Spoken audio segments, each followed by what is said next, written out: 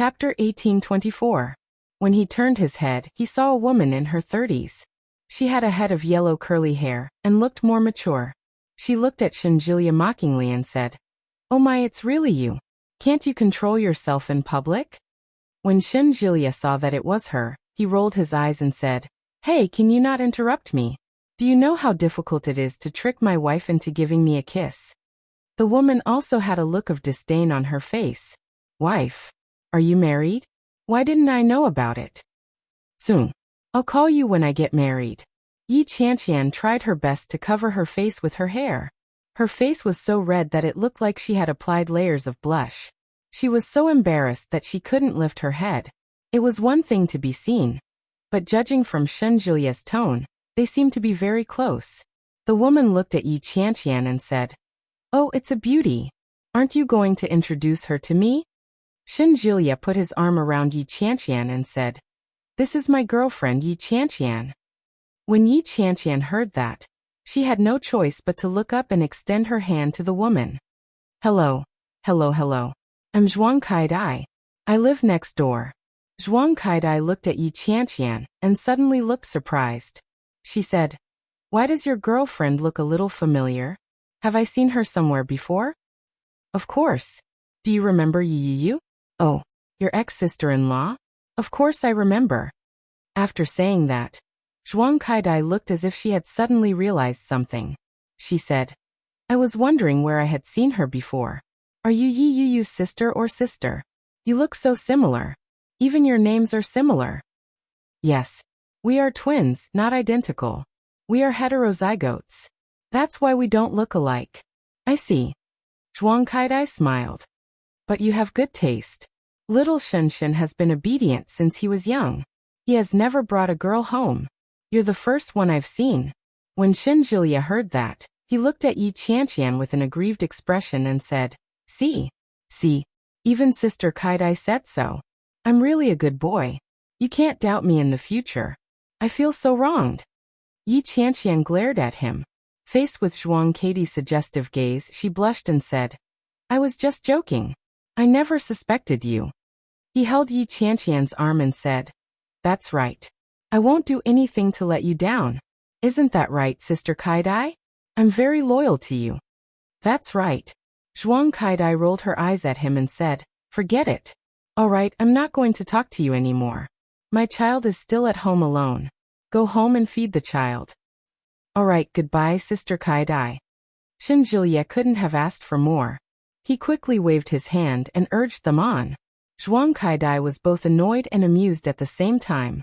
She said, "You little brat, well done." She strode forward. "I'm leaving. Goodbye, Qianqian." "Goodbye, Sister Kaidai."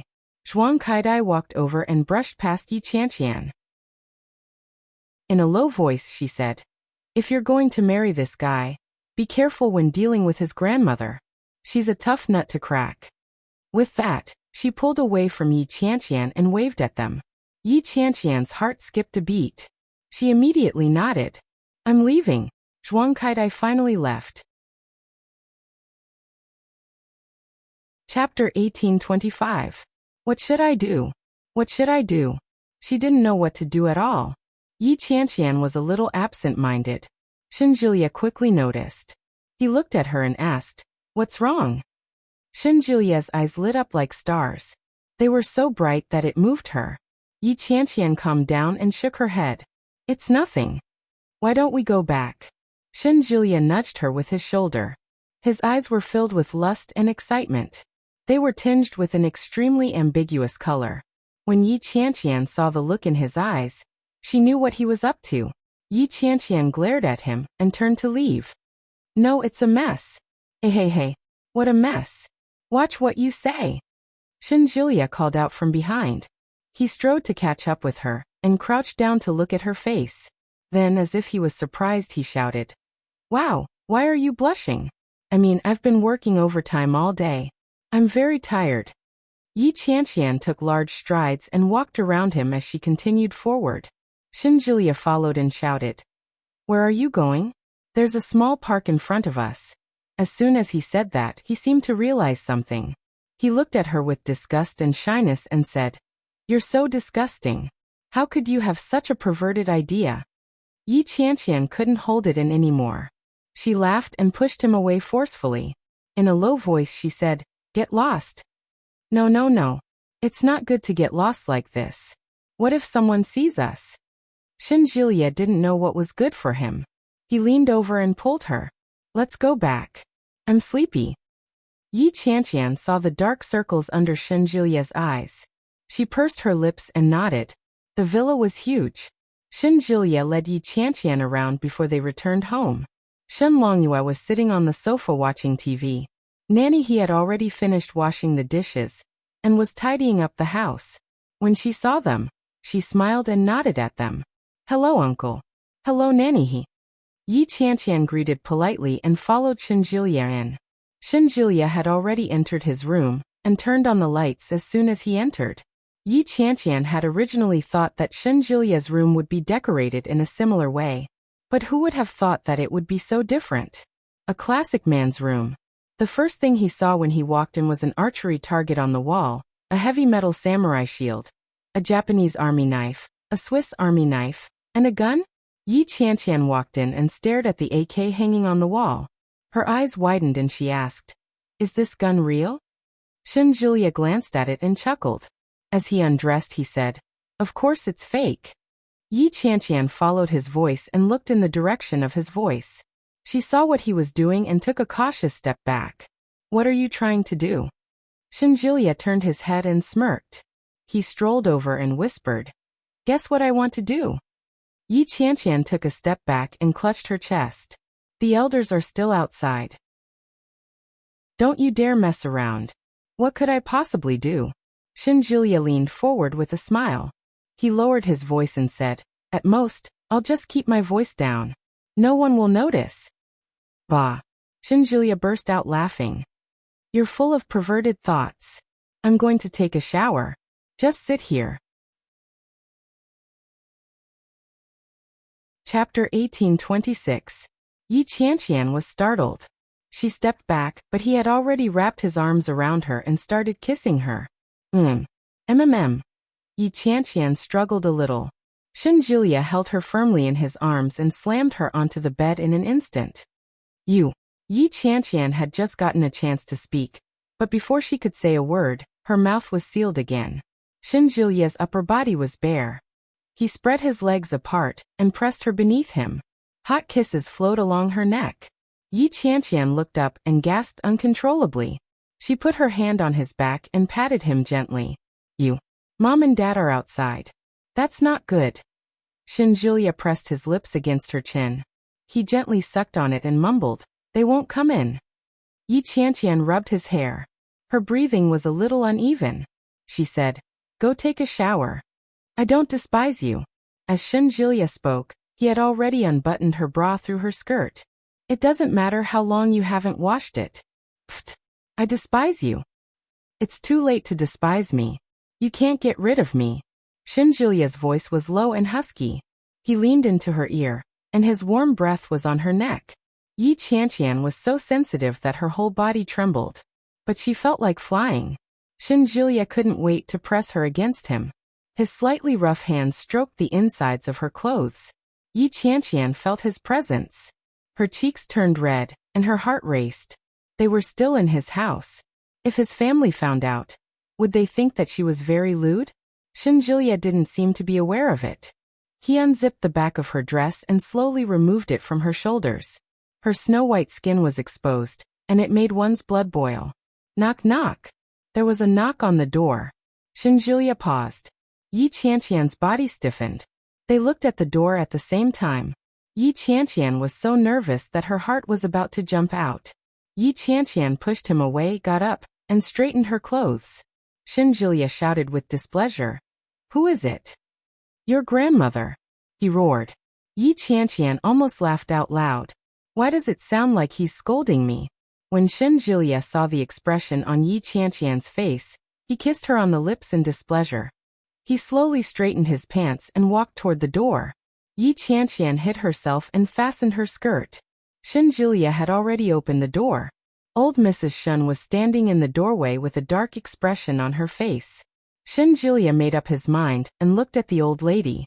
He raised his eyebrows slightly and asked, "Grandma, what's wrong?" "What about the girl?" "He's inside." "What's wrong?" Shinjulia had a bad feeling about this. Yi Qianqian did the same. She strode forward. When old Mrs. Shen saw Yi Qianqian, she immediately went forward to hold her hand. Yi Qianqian was shocked by the suddenness of the situation. She exclaimed, "Grandma, what's wrong?" Shinjulia quickly pulled Yi Qianqian back and asked, "Grandma, what are you doing? Let me see your hand again." Yi Qianqian's heart was filled with apprehension. She extended her palm. "Male left, female right. Show me your right hand." Yi Qianqian's heart beat faster. She extended her right hand. Shinjulia frowned. He pulled Yi Qianqian's hand back unhappily and said, "Grandma, how many times have I told you not to believe in such superstitious things? What have you heard this time?" Chapter 1827. Old Mrs. Shen took Yi Qianqian's hand and looked at it. She frowned and said, "I was right. This girl can't do it." Yi Qianqian's heart skipped a beat. She was embarrassed. Shinjulia's expression darkened as he said, "Grandma, I'm the one getting married, not you. Previously, when you liked Lily, I listened to you and pursued her. But now I like Qianqian. Can you support me?" Yi Qianqian's expression darkened. "No, this girl will die young. You can't marry her. You'll die young too." Old Mrs. Shen stomped her feet in anger. "Would I harm you? I'm doing this for your own good. Juliet, don't make me angry. If I say no, it means no. Grandma, you don't have the final say in this world. But I have the final say in this family." Old Mrs. Shen yelled. "You can't be with her." Yi Qianqian's heart trembled. She forcefully pulled her hand back. She was so embarrassed that she couldn't even force a smile. She took a step back and said, "Old Shin, don't argue with the old lady. I'll leave." Shinjulia's expression darkened. He pulled Yi Qianqian over and yelled, "No!" Yi Qianqian was shocked. Her heart was pounding. Shen Longyue, his wife, and Nanny He were all watching. Yi Qianqian's eyes were burning. She struggled and said, "No." Shinjulia's voice was softer than before, but it was still firm. "Grandma, you should stop doing such superstitious things. Do you know how many people you've harmed because of your superstition?" "I've harmed people?" Old Mrs. Shen's eyes widened in disbelief. "When have I harmed anyone?" "Shinjulia, are you still my grandson?" "It's precisely because I'm your grandson that I'm reminding you. Think about Sister Manting, my brother, and Yiyu. Which one of them didn't suffer because of you? Think about it. If you hadn't been so alarmist, would my brother and Yiyu have gotten a divorce? If you hadn't been superstitious and believed that Sister Manting would bring good luck to our family, would Sister Manting have become what she is now? Think about it. Which of these superstitious things you've said are true?" Old Mrs. Shen couldn't believe it. "Are you doubting me?" "Yes, Grandma, I really don't believe in these things. This is the era of science. I can explain to you what you're thinking with medical science." Old Mrs. Shen stomped her foot in anger. "You little rascal. I didn't make you a doctor to deal with your grandmother. No matter what, I'm a doctor now, and I believe in science. Qianqian is my woman, and I will be responsible for her. Today, I brought her home just to tell you that I'm going to get married. I'm going to have a wife. This is just a notice, not an application. Whether you agree or not, I'm going to marry this woman." Shinjulia's tone was very firm. He stared at his grandmother without the slightest hint of wavering. Yi Qianqian hadn't expected Shinjulia, who usually seemed so frivolous, to say something like that at a critical moment. His heart felt warm, but at the same time, he felt a little uncomfortable. His heart felt like it was being grabbed by a hand, and he felt so suffocated that he felt like he was suffocating. She thought that the most difficult part was over, and that she would be able to enter the marriage hall without any hindrance like an ordinary person. Chapter 1828. I'm doing this for your own good. Why do you have to be so stubborn? Old Mrs. Shen gritted her teeth. I've already told you that this girl has a short life. I'll go to an old friend. She won't live past 28. That's impossible. Shenjulia's face darkened. Grandma, you have to be so alarmist. Be careful that I don't fall out with you. Old Mrs. Shen looked at Shenjulia and trembled with anger. She shouted, You! How can you treat your grandma like this? I'm telling the truth, Grandma. You have to accept reality. Besides, it's impossible for me and Qianqian to separate now. Shenjulia held Yi Qianqian in his arms and looked around. He enunciated each word clearly. Qianqian is pregnant. I can't wait any longer. I want to get married as soon as possible. Yi Qianqian was instantly stunned. She turned to look at Shenjulia and reached out to touch her belly. Pregnant? When did she get pregnant? Why didn't she know? Shenjulia seemed to feel her gaze. He lowered his head and looked at her gently. He said, I'm sorry. I couldn't help it, but I really had no choice. Grandma is very stubborn. If I don't tell her the truth, I'm afraid she'll force us to break up. Yi Qianqian blinked. She didn't react. Everyone looked at them in disbelief. At the same time, their eyes shifted to Yi Qianqian's belly. Yi Qianqian felt goosebumps all over her body. She laughed dryly and said, Why can't you stand it? Now, if people know that I'm pregnant before marriage, it won't be good. It's okay. I have to marry you before your belly grows up. Shenjulia looked at Yi Qianqian gently and said softly, I can't let you and the child down. Yi Qianqian couldn't stand it anymore. Under everyone's gaze, her face became redder and redder. She lowered her head and tugged at Shenjulia's clothes without saying another word. Mrs. Shen was also in disbelief. She said, Oh my God, Julia, I thought you knew what to do. Why did you wait until now to bring it back for us to see? Shen Longyue was also dissatisfied. He frowned and said, Humph. You only brought it back now? Those who don't know better will think that the Shen family is a gangster family. Old Mrs. Shen stomped her foot, pointed at Yi Qianqian and said, This girl's palmistry and physiognomy show that she can't have children. How can she be pregnant? Julia, don't lie to me. Yi Qianqian's heart skipped a beat. Her hair stood on end, and she felt guilty. She wasn't pregnant. She couldn't be clearer about it. But this old lady could tell at a glance and even concluded that she couldn't have children. Could it be? Was it really possible that she wouldn't live past 28? Pooh. Impossible. Impossible. She was in good health. How could she not live past the age of 28? But if it was true, she was 26 years old this year. And there were only 2 years left before she turned 28. Then Shenjulia's eyes turned cold. He held Yi Qianqian in his arms and said coldly, Nanny, you've made a mistake. Old Mrs. Shen was infuriated and bellowed, Shenjulia. Shenjulia held Yi Qianqian in his arms as he stepped back and said, We're going to bed. The fetus needs to rest. Good night, Mom, Dad. Old Mrs. Shen was even angrier. Shenjulia had actually said good night to his parents, but not to her. She was obviously telling the truth. It was impossible that she was pregnant. This girl couldn't get pregnant. She knew Shenjulia's temperament all too well. If he really married the girl, when the time came, he would probably be alone for the rest of his life. Chapter 1829.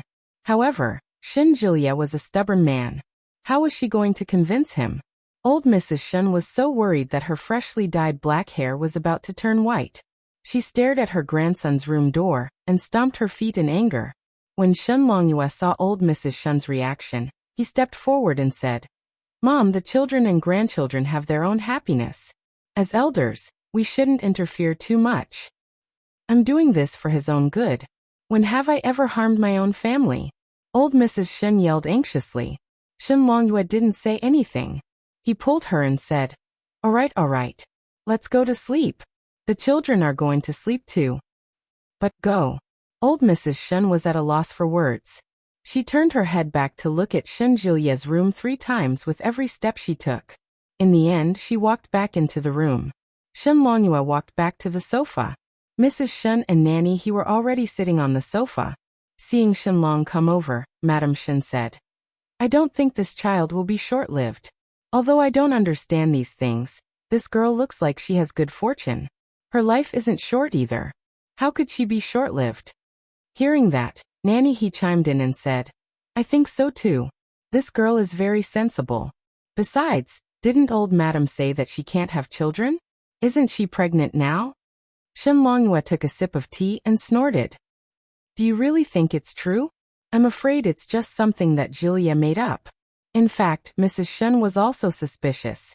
Hearing her husband's words, she was even more certain. She asked, "Why didn't you say anything just now?" The son will make his own decisions. As his elders, we just need to support him. Shen Longyue put down the teacup. It's rare for our son to like this girl so much. I also think that she's not bad. If we listen to our mother, I'm afraid it won't be appropriate. That's right. Didn't you say that young miss would be blessed? In the end, young master. Nanny, he immediately realized that something was amiss and stopped. But after thinking about it, she continued. Now she's living alone outside with a pregnant belly. It's not easy. Is this considered blessed?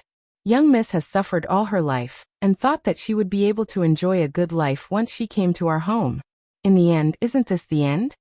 Shen Longyue lit a cigar and frowned, but he didn't say anything.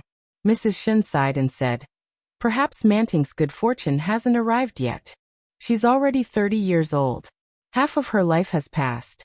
If she doesn't enjoy life now, her whole life will have passed." Nanny, he spoke bluntly. The scene was silent. After Shen Jilia pulled Yi Qianqian into the room, he locked the door. Because of the drama, the atmosphere in the room was completely gone, and the mood was gone. Yi Qianqian clutched her stomach and asked, "When did I get pregnant?" "You'll be pregnant from now on." Shen Jilia sat on the bed and said, "If you don't have one now, let's make one. As long as you're still willing to marry me, let's hurry up and get our marriage certificate tomorrow. Tomorrow is Sunday. Then I'll go again on Monday. I'm going back to Kingstown. I've already bought the plane tickets. Yes, let's go to the Civil Affairs Bureau and take a day off." Shen Jilia stood up and wrapped his arms around her waist.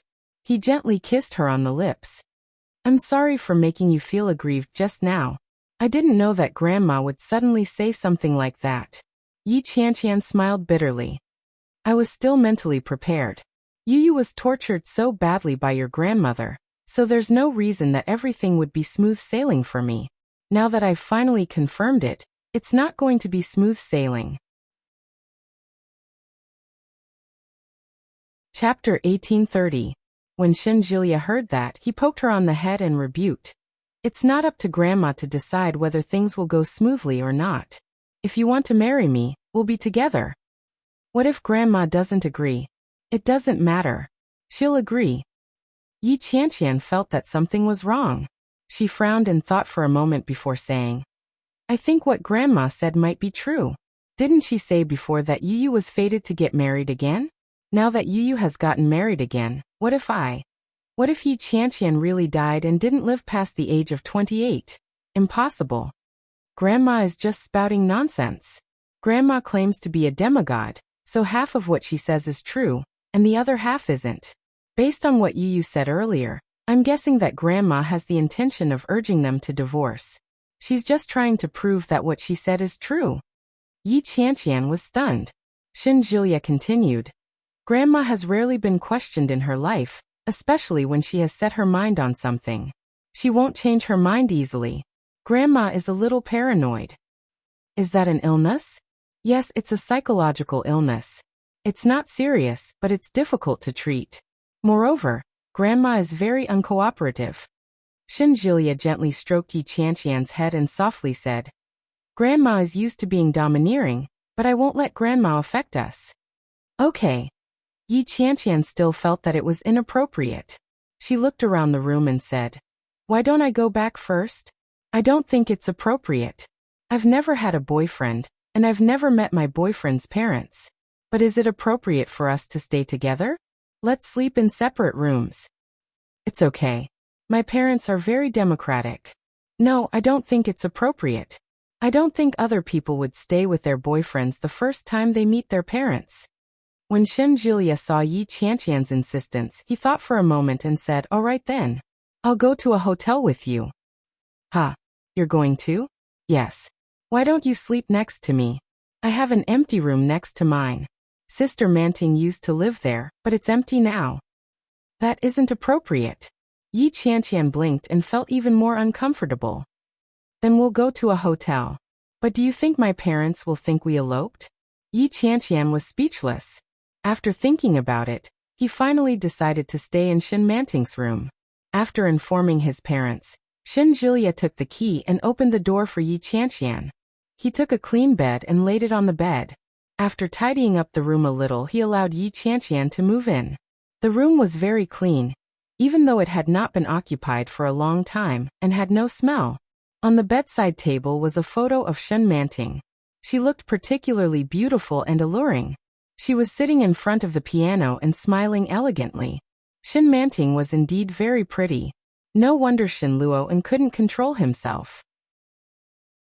However, it was such a fate. Yi Qianqian thought of Shen Manting. She looked at Shen Jilia and asked, I heard that Shen Manting was an orphan brought back by grandmother. She was already a big girl when she was brought back. Why did grandmother suddenly want to bring a girl back to be her granddaughter? Shen Jilia was surprised. I didn't expect you to be interested in this. Sitting by Yi Qianqian's bedside, Shen Jixue said, It's all because of superstitions. They say that Sister Manting is blessed with good fortune, and that her horoscope is very similar to my older sister's. The Great Lock of the Soul officially changed its name to Restricted Hidden Marriage. Pampering your sweet wife 99 times. Chapter 1831. Horoscope? Yes, horoscope. Shen Jilia looked at the photo on the bedside table and said, Grandma is very strange sometimes. Sometimes she looks at people's faces and palms, but Sister Manting looks at horoscope. How did Grandma get her horoscope? Grandma went to the orphanage to look for it. Shen Jilia glanced at Yi Qianqian with a strange expression on his face. He said, Grandmother always believed that her granddaughter was still alive. She said that if her granddaughter could come back, she would have no regrets in her life. She searched for her for more than 20 years. If she's still alive, she'd be about 28 or 29 years old now. So Grandma went to the orphanage to look for an orphan of that age? Yes, but because of this horoscope, she found Sister Manting. Based on her horoscope? Yes, she found her. After she brought her back to the capital, she did a paternity test and found that she wasn't our child. Yi Qianqian was speechless. But Shen Manting is already an adult. Why did she come back with Grandma? Yi Qianqian had automatically changed from your grandmother to Grandma. No matter how you looked at it, it seemed like a curse. She was still in school at that time, and an orphan's tuition had to be sponsored. Sister Manting's expenses were relatively high. When she first came back, she was dressed well, but she was too skinny. Later on, she became even more beautiful. So, she was seduced because she had ulterior motives. Maybe she wanted a better life, so she left with Grandma. Or maybe she just wanted a family. Shen Jilia held Yi Qianqian's hand and said with sympathy and regret, she was too lonely living. Achoo. It was a scorching hot day, but Shen Manting sneezed. It was late, but the stack of papers was still unmarked. Shen Manting's eyelids were fighting to stay open. She yawned and suddenly felt the little guy kick her in the stomach. Shen Manting's yawn was interrupted, but her lips were filled with a happy smile. Shen Manting gently stroked her belly. Her heart was warm. Fortunately, the baby was with her now. Finally, it was 11:30 p.m. Shen Manting tidied up the papers and put them away before walking into her small bathroom. Ever since old Mrs. Shen's last visit, Shen Manting had gritted her teeth and changed her residence. From the easternmost side of the village to the westernmost side. He even specifically told the villagers that if anyone came to look for him, they must tell them that he had moved away. The people who lived there were all uncles and aunties. Shen Manting had a close relationship with them, so they were very willing to help her with this small favor. Although the monthly rent was 100 yuan, the small house was bigger and closer to the town, so she could earn some extra money from the summer cram school. Speaking of which, it was a blessing in disguise. After taking a shower, Shen Manting felt extremely sleepy. Shen Manting's 5-month-old belly was not obvious on her tall and strong body. It was just that his waist was a little sore sometimes, But other than that, it was not a big problem. Fortunately, the baby was very obedient and only vomited a few times. Chapter 1832. It was a 15-minute drive from the town to the village. It was not far, but it was not close either. Shin Manting paid the fare, and someone immediately offered her a seat. After thanking the driver, Shin Manting arrived at her destination without a hitch. The scenery along the road was beautiful, and the morning air in the countryside was refreshing. When she arrived at the town, Shin Manting got out of the car and went to the summer cram school with her test paper. However, she didn't expect to see a familiar figure at the door before she entered the school. A tall man was leaning against the stone pillar at the door of the cram school with a cigarette between his fingers. The smoke was rising, and it was hard to see his face clearly under the glaring sun. When he saw Shin Manting coming over, the man straightened up, put out the cigarette, and walked over slowly. Shin Manting felt as if her heart was hit hard by something, and she almost suffocated. She stepped back, and almost at the same time, Shin Manting wanted to escape. Shin Luo'an's eyes darkened, and he shouted in a low voice, "Shin Manting." However, when Shin Manting heard his voice, she quickened her steps. Shin Luo'an rushed forward and reached Shin Manting in a few steps. He grabbed Shin Manting's arm. "Ah!" Shin Manting screamed and struggled frantically. Shin Luo'an held her down with both hands and whispered, "That's enough. Calm down." Shin Manting couldn't stand it anymore. Her heart was pounding like a hammer, and she shouted, "Let me go. Who are you?" The cram school was located in the bustling area of the town, and there were many people coming and going. When they heard the shout, many people looked over.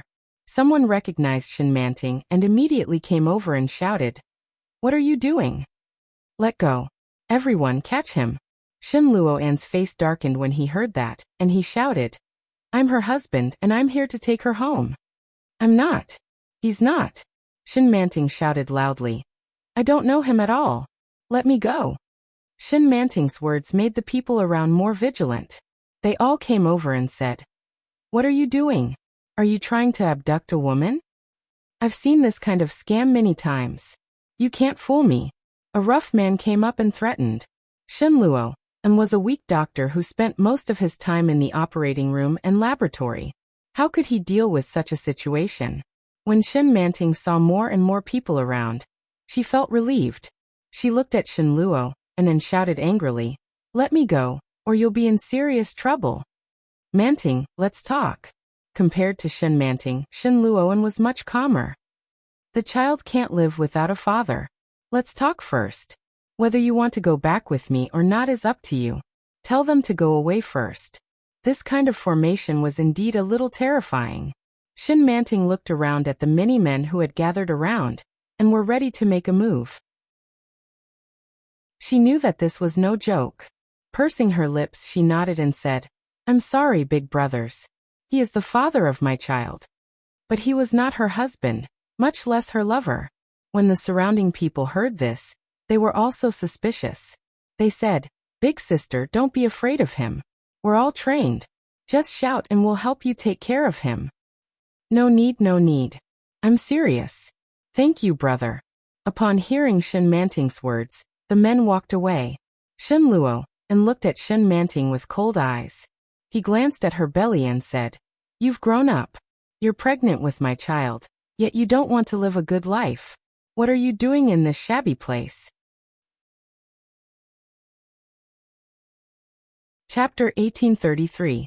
When Shin Manting heard this, she stared at Shin Luo'an and sneered. "How do you know this child is yours?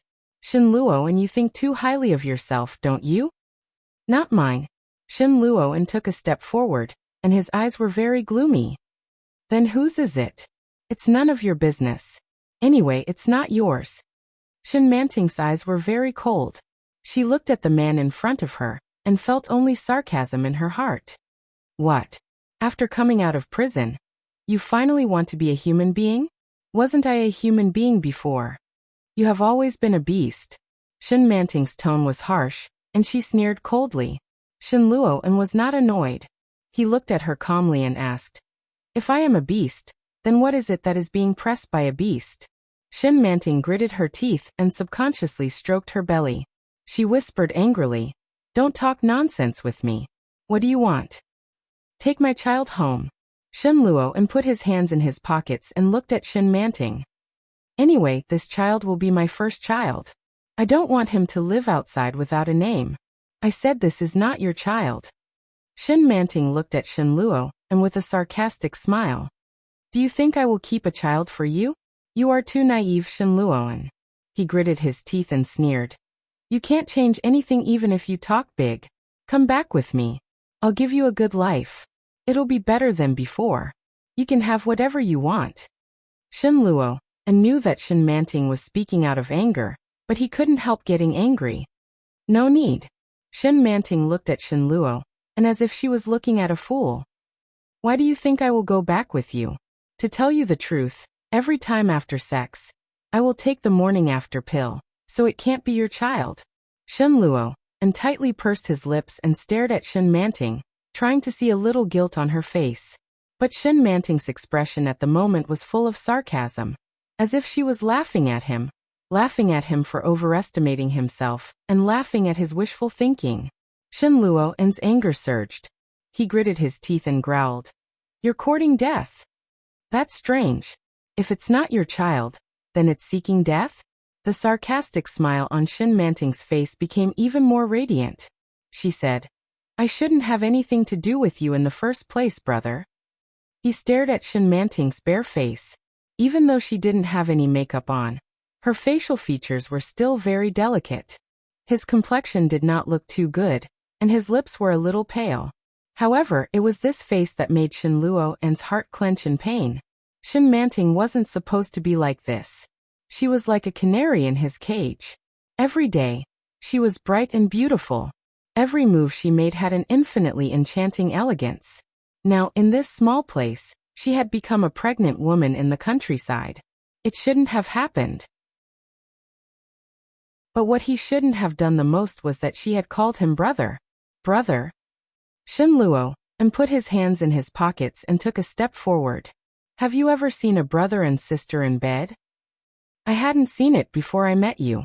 After I met you, I realized that there are more than just people in the world who walk on their feet," Shin Manting sneered.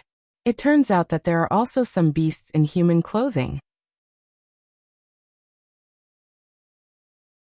Chapter 1834. Do you think you can finish scolding me? Shin Manting curled her lips and was about to enter the cram school. "I can't finish scolding you. This child has nothing to do with you. If you don't have anything else to say, you should go back. I think our relationship is a little awkward now. It's better not to see each other, lest my husband sees us and causes unnecessary misunderstandings." "You have a husband?" Shin Luoan frowned and asked sharply, "When did this happen? Do I need to report to you when I have a husband?" Shin Manting's face turned cold. "Who do you think you are?" Shin Luoan suppressed his anger and said calmly, "Forget it. I'm not here to quarrel with you today. If you have something to do, you go ahead. I'll wait for you here." "Don't wait for me. I also have a serious job. I have to work here until night." "You're a pregnant woman. You have to work until night? Can't a pregnant woman work until night?" Shin Manting's expression didn't look good. She turned around and left. Work in the cram school was actually very easy. The students who came to the cram school were from relatively well-off families in the town or children who didn't have good grades. They were usually between the ages of 8 to 15, and the boys were more mischievous. Therefore, Shin Manting only graded homework in the office, helped with the grading of test papers, and occasionally took over when the teacher took a break. However, Shin Manting was a little absent-minded at work today. The thought that Shin Luo might be waiting for her outside made her feel uncomfortable. She was nervous and afraid.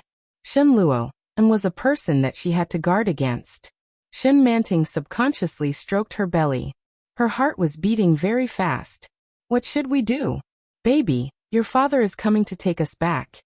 Yi Qianqian rested in Shin Manting's room for the night and woke up early the next day. She looked at the time. It was only 7 o'clock. She looked around the room. It was very simple. The cabinet at the bedside was locked. There must be something important in it. Yi Qianqian was always curious about Shen Manting. This woman had a lot of stories and was very courageous. She chose to escape after knowing that she was pregnant. She went all the way to a small village in Jiangnan. When Shen Jilia told her about it the night before, Yi Qianqian was shocked. If it had been him, he might have just aborted the child or simply made a compromise and stayed in this place. After all, the Shen family seemed to treat her quite well. It was only after these thoughts flashed through her mind that she suddenly remembered that there was still Shen Luoan. Forget it, I'll take back what I just said. She got up and found a new set of toiletries in the bathroom of the suite. After cleaning herself up, she changed into a clean set of clothes and walked out. Outside, Shen Longyue and Mrs. Shen were already sitting at the dining table. Shen Longyue was reading the newspaper, while Mrs. Shen was carefully spreading jam on the bread. "Hello, Uncle Auntie." When Mrs. Shen saw Yi Qianqian walking out of Shen Manting's room, she was a little surprised and asked, "Jilia? You're still asleep, aren't you?" Yi Qianqian glanced behind her. Chapter 1835. Yi Qianqian felt that something was amiss and asked, "Yes. What's wrong?" "It's nothing. It's just that Manting's room has been vacant for a long time. Why is Jilia living there? He didn't even ask Nanny He to clean it up." "It's all right, Auntie. It's quite clean and comfortable inside. Jilia brought me a set of clean bedding. I lay down and fell asleep." Yi Qianqian smiled innocently. Mrs. Shen's expression visibly relaxed. This made Yi Qianqian even more curious. Was there something in Shen Manting's room that couldn't be seen by others? Everyone in the family was having breakfast. Nanny He went to Shen Jilia's room to call for him. She called him twice before there was a response. After about 10 minutes, Shen Jilia came out in his pajamas. He looked like he had just woken up. "Good morning, Dad." "Good morning, Mom." "Good morning, Nanny He." Shen Jilia yawned and said, "Good morning, wife." Yi Qianqian was a little embarrassed. In the words of Northerners, wife was equivalent to wife. Yi Qianqian blushed slightly. She sat by the side and took the breakfast that Nanny He had prepared for her without saying a word. Shen Jilia sat next to Yi Qianqian naturally. He glanced at her and asked, "Where's Grandma?" "She's still in the room. I just went to call her, but she seems to be in the middle of a divination," Nanny He whispered. "Old people always think too much. You young people don't have to worry so much. This is the era of science. It's better not to believe in such superstitious things." "We won't believe it. No matter what, Grandma has ruined my brother and sister Manting. I won't believe in such nonsense again." Shen Jilia took the breakfast that Nanny He handed him and asked, "By the way, where has my brother been recently? I heard that he's on a business trip. Who knows? He often disappears without a trace." Shen Longyue was reading the newspaper. When he spoke, he put the newspaper away and said, "Take good care of Qianqian. Since she's pregnant, there are some things that you have to pay attention to. I have an important meeting in the next 2 days, so I have to go on a business trip. The day after tomorrow, we'll visit Qianqian's house and propose marriage." Yi Qianqian couldn't react. Was she pregnant? She felt guilty and glanced at Shen Jilia. She didn't know what Shen Jilia's skin was made of, but he looked very calm. He nodded his head and said, "Sure. Qianqian still has to go back to work. She'll be returning to Kingstown tomorrow.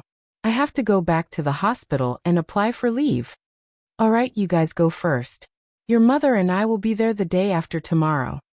"What are you going to do the day after tomorrow?" An old voice with a bit of vitality could be heard.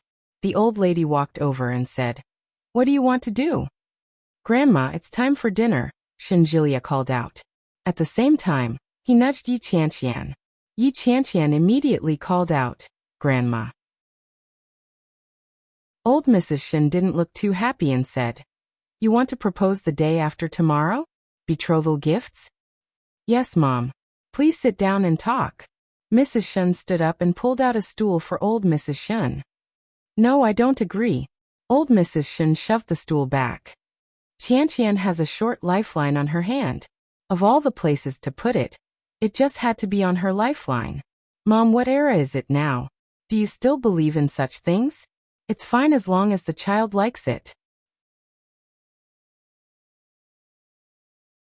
Chapter 1836.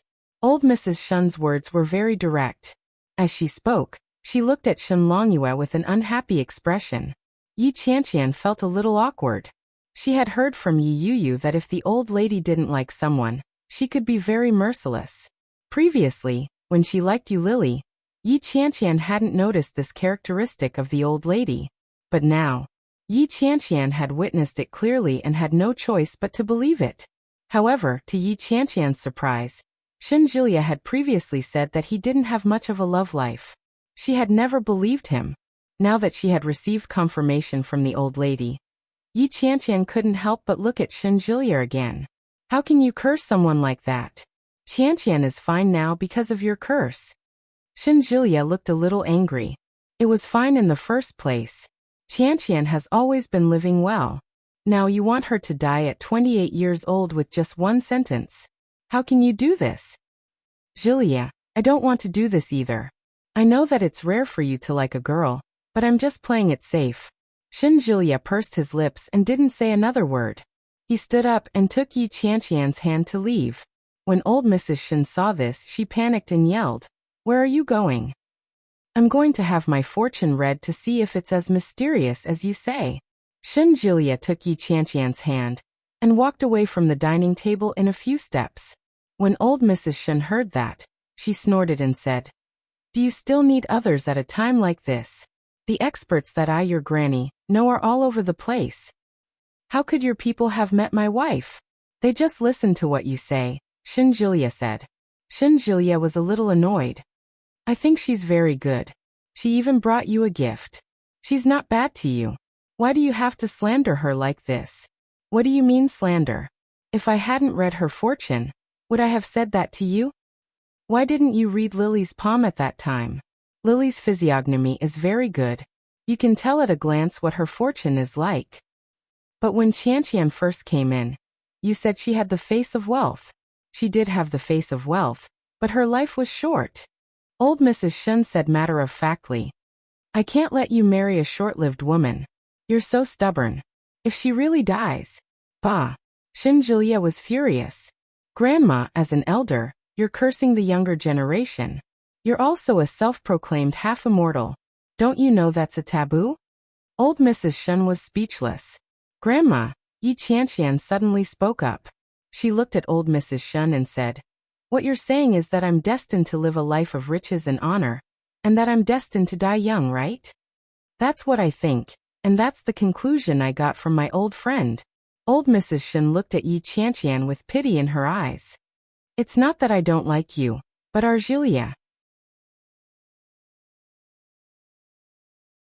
Chapter 1837. Yi Qianqian's words were clear. She pulled out all of her family's wealth and laid it out in front of them. Shen Julia silently hugged Yi Qianqian tightly and comforted her.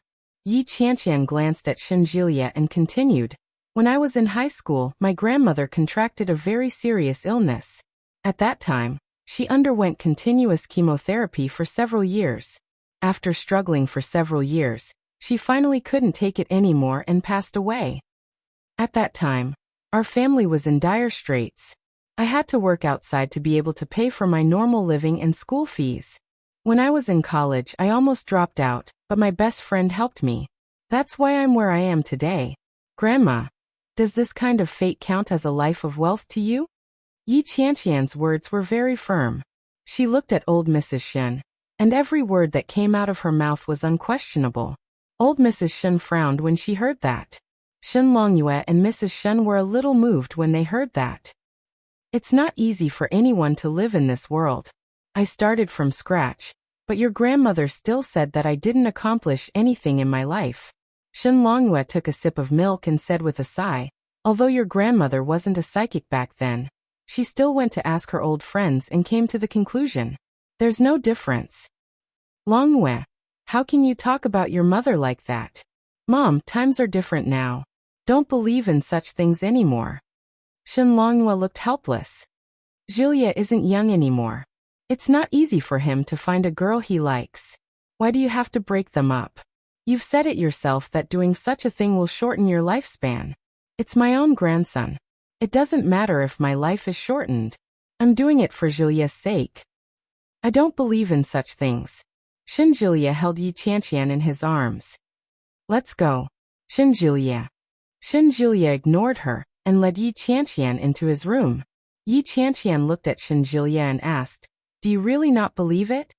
Julia rummaged through his closet and took out a set of casual clothes. He looked at Yi Qianqian and said, Of course not. Didn't I tell you last night? But I think it's better to believe in these things. He turned to look at Yi Qianqian as if he had seen a ghost and asked, Yi Qianqian, do you really think you're going to die? Yi Qianqian turned her head away in embarrassment and said softly, Actually, someone has said something like that before. Julia frowned. He looked at Yi Qianqian and waited for her to continue. Right in front of our town, there's a blind man. We call him Uncle Blind Man. Uncle Blind Man is possessed by a god. It's said that he can invite both gods and ghosts. He read your fortune for you? Not really. I thought he was just joking. What did he say? He said, The little girl's life isn't bad, but you have to be careful of villains and be careful of your life. Did he really say that? I don't remember the specifics, but that's the general idea. Julia was silent for a moment. He took off his clothes and put on a shirt before saying, Let's go back to Yuntown and get to the bottom of this. Ah, can't we wait until tomorrow? Didn't they say that they would register their marriage on Monday? Chapter 1838. I'm going to get the household registration booklet, Julia said softly as he held Yi Qianqian's head in his hands. We're going to get our marriage certificate tomorrow. Your grandfather passed away, and I haven't visited him yet. I'll go pay my respects tomorrow. Yi Qianqian was stunned. How did you know?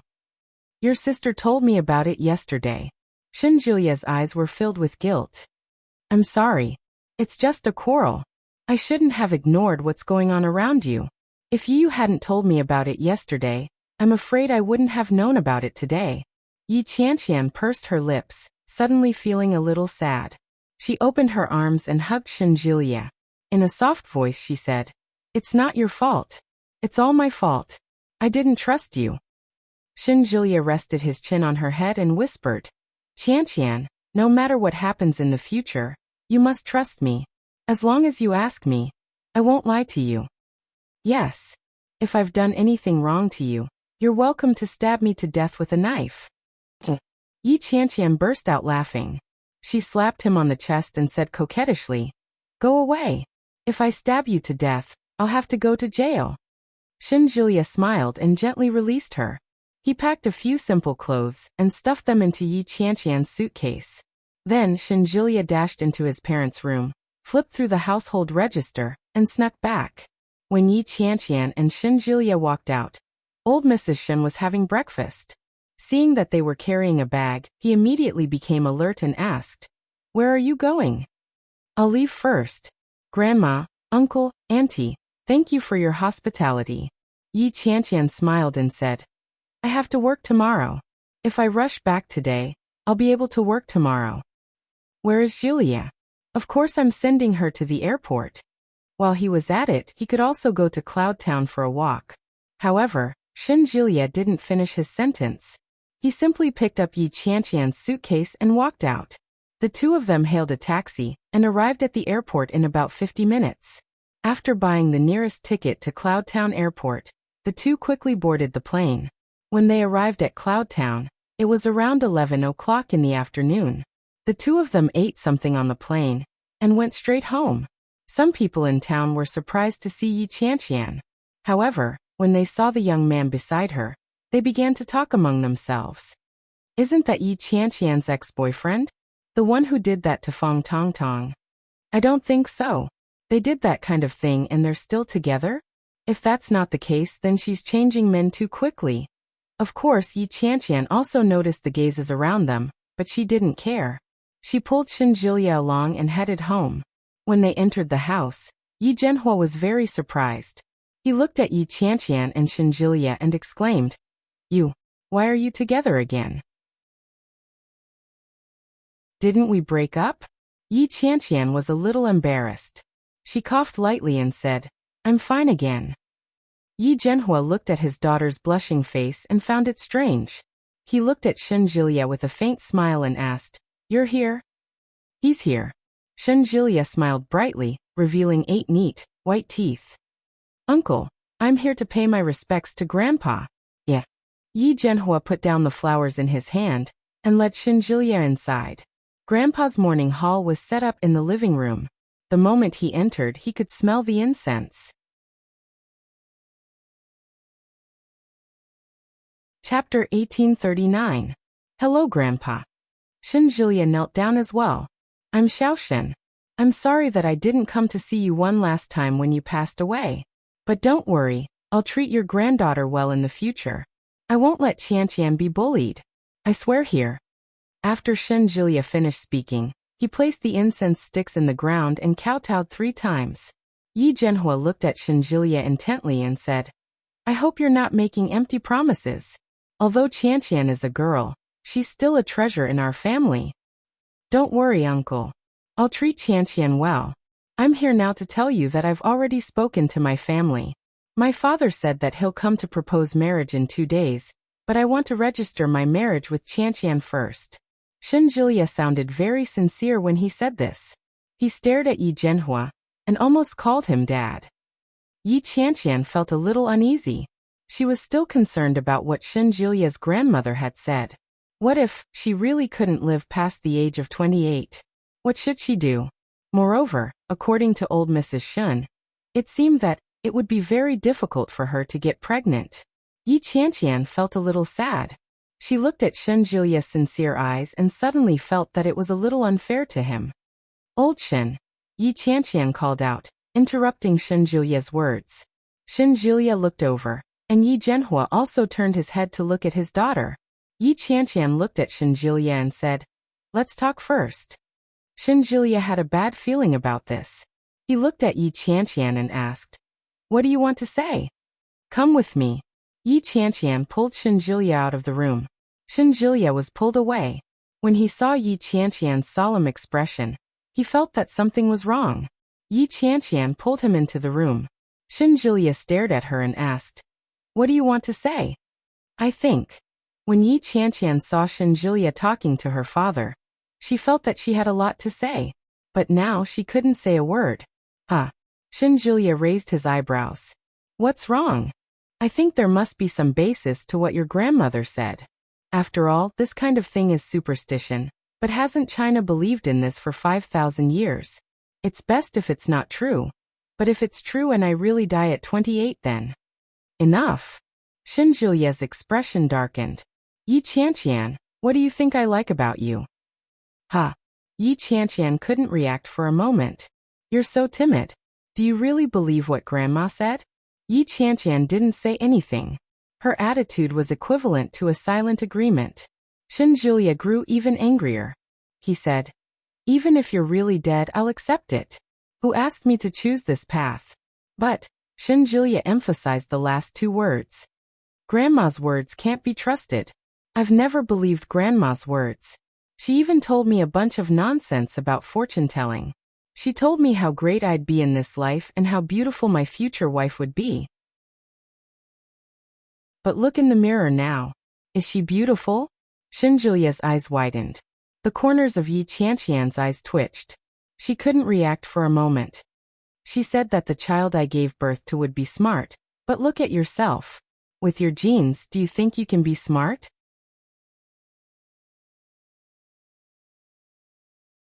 Chapter 1840. Shenjilia held her down and said, "I'm just giving you an example. Look, it turns out that grandmother's words aren't accurate. Sometimes you're just unlucky. It's just a coincidence. We're not married yet. Who can guarantee that I'm the wife your grandmother said you're going to marry? Besides, grandmother said it's difficult for me to have children. I think your wife might not be me, but someone else." Shenjilia lost his temper. A sense of helplessness and defeat engulfed him from the bottom of his heart. "Yi Qianqian, do you really believe grandmother's words?" Yi Qianqian pouted. She seemed to be acting coquettishly and aggrieved. "I don't want to believe it either, but didn't she say that you would have a second marriage? Didn't it come true?" "I think." She forced Yu to divorce my brother. Is she going to let her die alone? A second marriage is only a matter of time. Is that so? Yi Qianqian didn't quite believe him. However, when she saw the obvious unhappy expression on Shen Jilia's face, she nodded and said, "That seems to make sense. Anyway, I don't believe in that." Shen Jilia reached out and pinched Yi Qianqian's face. "You're not allowed to believe it either. Didn't you say that there's a blind uncle in town? Let's go take a look. Now." "Yeah." Shen Jilia pulled her. "Since we're already here, we'll naturally go look for the blind uncle after paying our respects to grandfather." "All right. Let's go buy some gifts." Yi Qianqian walked into the house and picked up her purse. She was a little hesitant. "What's wrong?" Yi Qianqian looked very uncomfortable. She looked at Shen Jilia and said, "On our way to the blind uncle's house, we'll pass by a small shop. We can buy some gifts on the way." "Huh. Let's go then." Shen Jilia didn't notice the problem. "But that small shop is owned by Fang Tongtong." Yi Qianqian smiled, but there was a hint of awkwardness in her smile. She said, "Why don't we take a detour? It'll be awkward if we see her." "What's there to be awkward about?" Shen Jilia glanced at her. "We're going to show her what we look like now."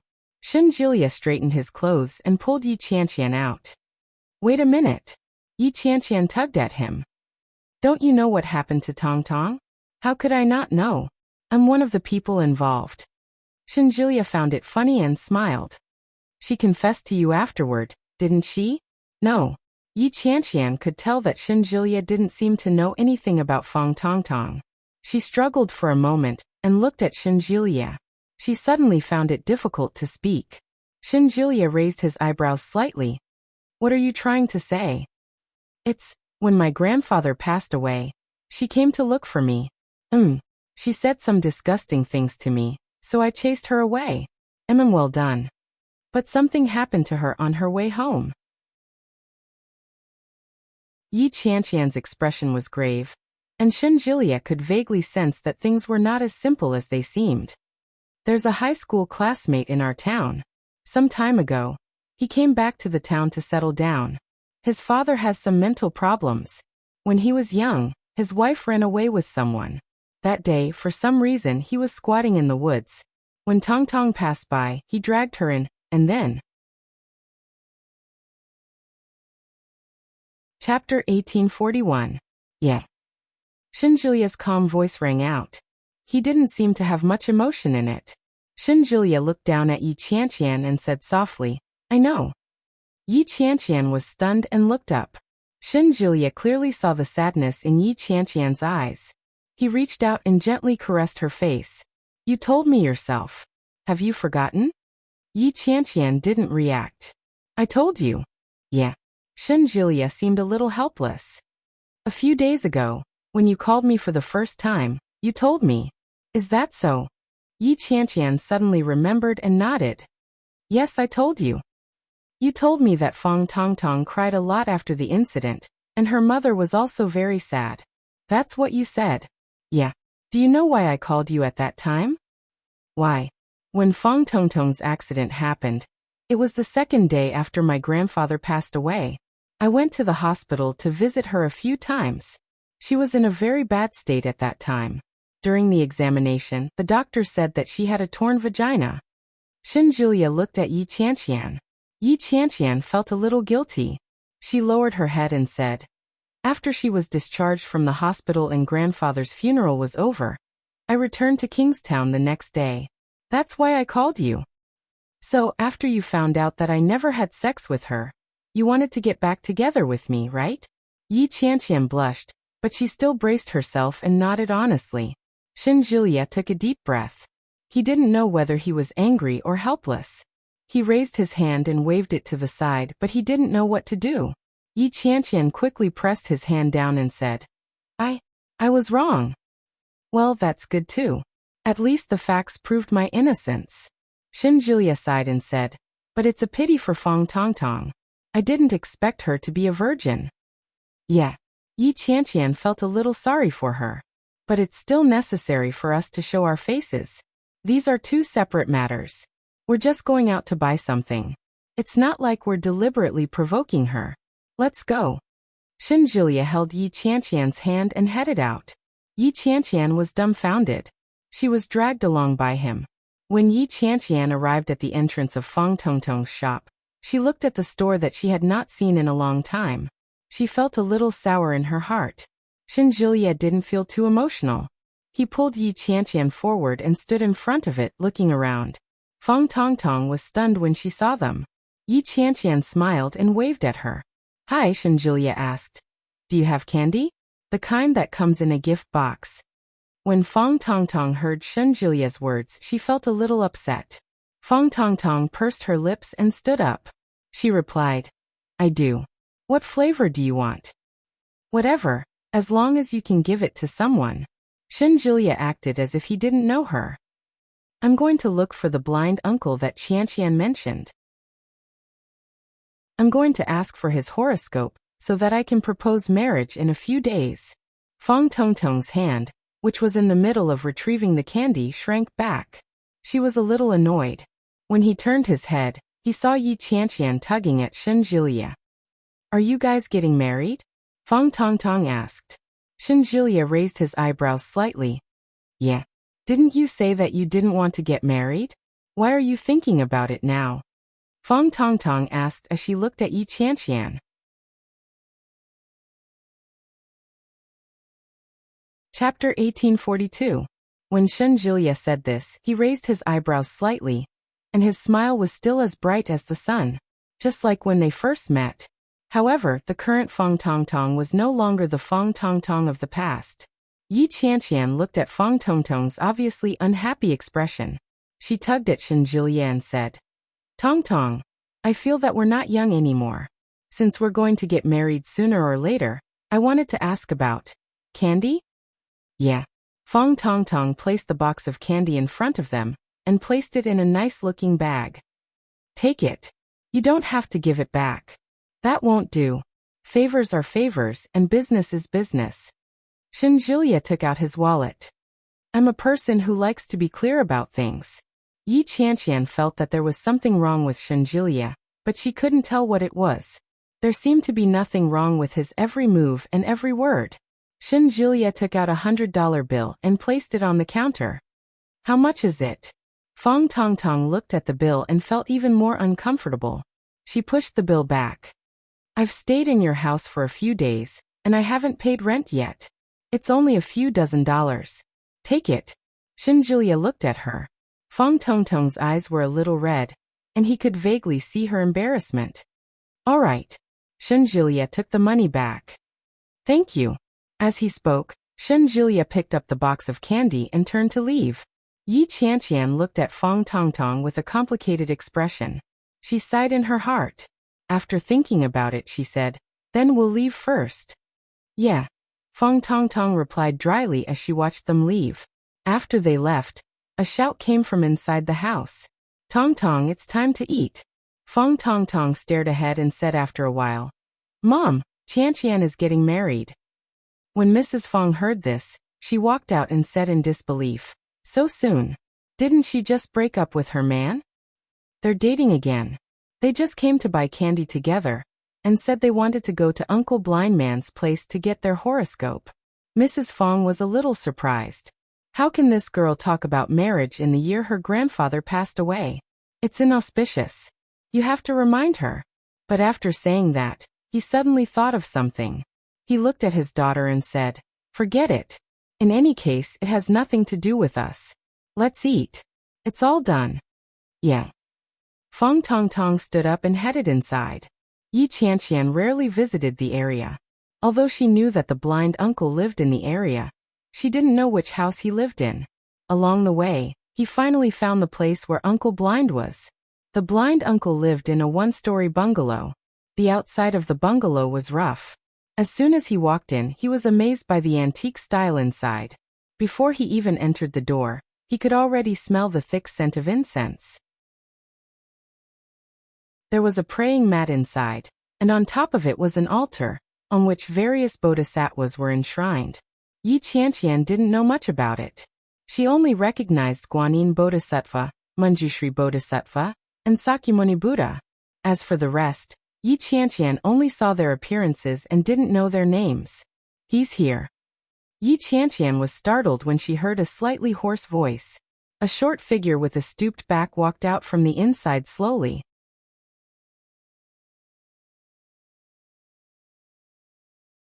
Chapter 1843.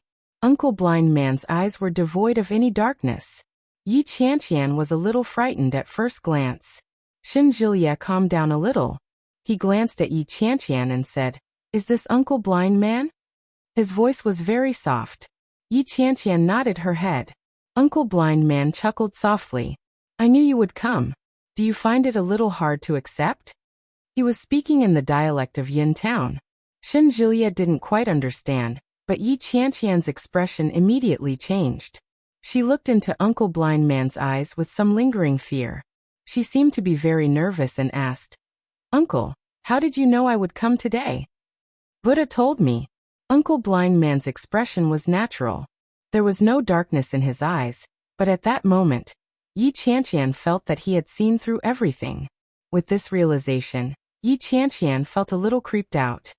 "Don't be afraid. Come in and have a seat." Uncle Blind Man turned around and walked briskly. He crossed one threshold after another, passed through the temple, and finally reached the hall inside. Yi Qianqian held Xin Zhilie's hand and followed him in. As she walked, she felt more and more strange. Xin Zhilie was still holding the candy in his hand. Yi Qianqian saw it and picked it up. "Uncle, I brought you some candy. I'll put it on the table for you." "That's very kind of you, good girl." Uncle Blind Man took out 2 stools from inside. They were invisible, but they didn't bump into anything along the way. "Have a seat." Xin Zhilie found it a little strange, so he didn't stand on ceremony and sat down. Uncle Blind Man walked in front of Yi Qianqian and said, "Give me your hand." Yi Qianqian's heart was beating fast. She stretched out her right hand. There was a red line on this hand. The red line happened to cross the lifeline, and it crossed the career and marriage lines diagonally. Uncle Blind Man caressed Yi Qianqian's hand. He touched the back of her hand, and then the palm of her hand. Xin Zhilie watched from the side, and his brows furrowed. That's not right. If Uncle Blind Man hadn't been blind, Xin Zhilie would probably have thought that he was taking advantage of Yi Qianqian. 8 characters. The old and steady voice was hoarse. This time Xin Zhilie understood. Yi Qianqian immediately told him her horoscope. The blind uncle nodded and said, "My fate is good. My 8 characters are wonderful. I was born at the most auspicious time of the year. If I was born 2 hours earlier or 2 hours later, it would be a great misfortune. This is fate." Yi Qianqian had always believed in such things. When she heard what he said, she actually felt a little scared. "Bring prosperity to your husband and children. Bring prosperity to your father and mother, but not to your in-laws. If you get married, don't live with your in-laws. You have to be careful of villains." When Yi Qianqian heard that, she immediately understood what was going on. Could it be Xin Zhilie's grandmother? Other than Xin Zhilie's grandmother, it seemed that everyone else in the Shen family was pretty good. "Uncle," Yi Qianqian said, "some elders say that I'll live a short life. What do you think? Beware of villains. If the villains succeed, you might become infertile." Yi Qianqian's heart skipped a beat. Those words seemed to match up with what the old lady had said. But you don't have to worry too much. There are causes and effects in this world. If you do good and accumulate virtue, the heavens will see it. Uncle Blind Man had a smile on his face. His fingers caressed Yi Qianqian's palm. His fingers slid across her smooth palm, repeatedly touching the thin red line. 5 minutes can only be 4 minutes. There is still a midnight makeup.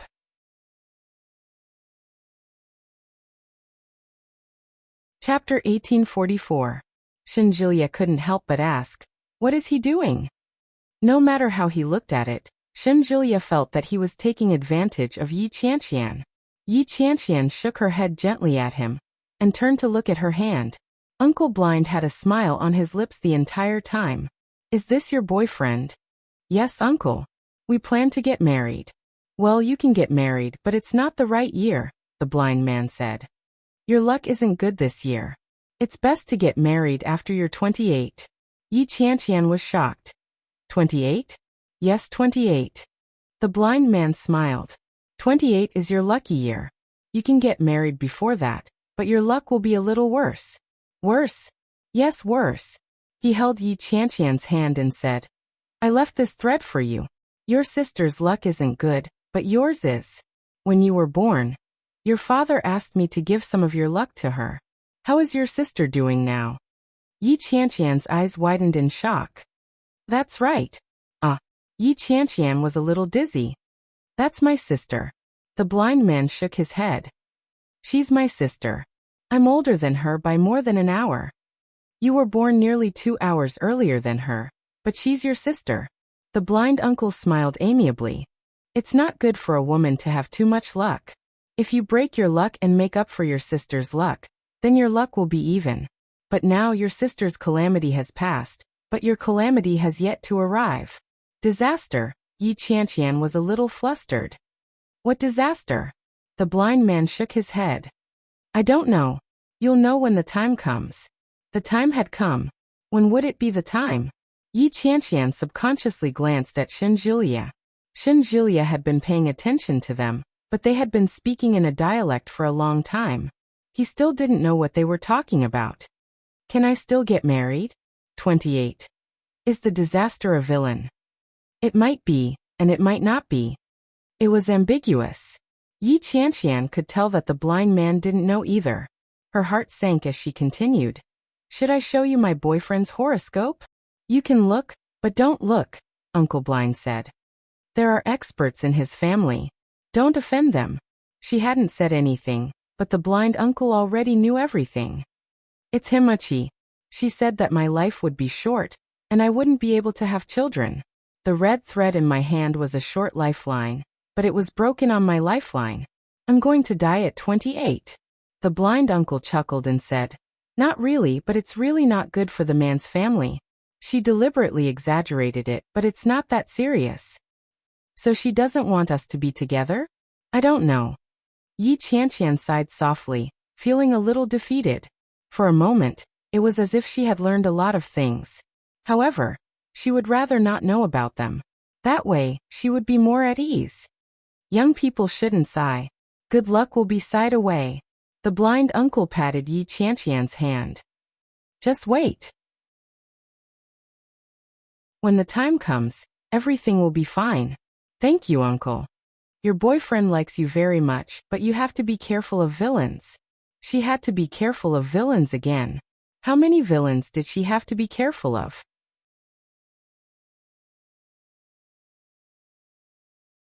Chapter 1845.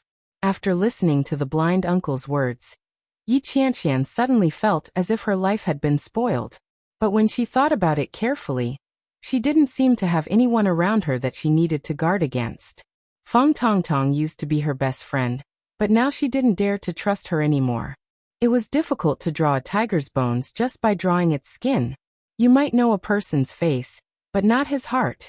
However, what did Uncle Blind Man's last sentence mean? Don't guard against others. Was he talking about Feng Tongtong?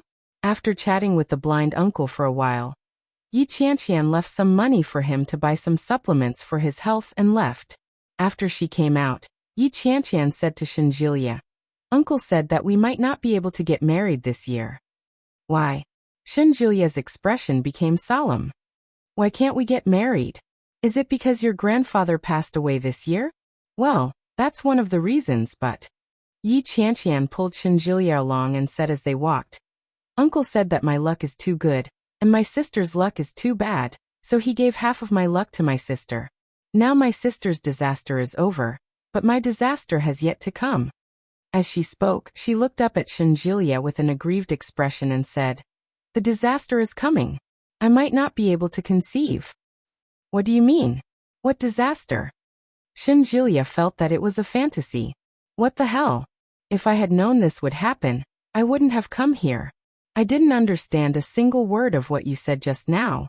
You didn't translate it for me, so that I could question him in person. How could I? I'd rather believe it than not. I think I should believe it. Besides, didn't your grandmother also say that I might not be able to conceive? That's impossible. Shinjilia stopped walking and turned sideways to hold her face. That's because we used to use contraception for fear of getting pregnant. Why don't we try not to use contraception in the future? Aya, now is not the time to talk about this. Yi Qianqian felt a little annoyed. Uncle has always told me to be on guard against villains. How can I have so many villains around me? Speaking of which, didn't you meet one before? Who are you talking about? Yi Qianqian looked at Shinjilia as if she had already guessed it. Is it Tong Tong? What do you think? Uncle also told me not to be too guarded against people. I think Tong Tong is still kind after all. It's just that she was a little confused about the previous matter. There will definitely not be such a thing in the future. You still want to reconcile with her? No. Yi Qianqian was a little sad. But after all, we've known each other for so many years. I think, yeah, got it. Shinjilia held her in his arms. Did he tell you who you should be wary of? Who would tell you like that? Wouldn't that be a prophecy? Was what he said before not a prophecy? Shinjilia raised his eyebrows. There's nothing different. Did he tell you what kind of disaster could cause infertility? I don't know. Yi Qianqian scratched her head. It's a villain. That's why it's the same as not saying anything. You can't say that. At the very least, I'll be on guard. Yi Qianqian held his arm. But we can't get married this year. What will happen if I get married? My luck will suffer another setback. In other words, I'll be even more unlucky. When Shinjilia heard that, he immediately gave up, but he was still a little unwilling. When can we get married? You're already 26.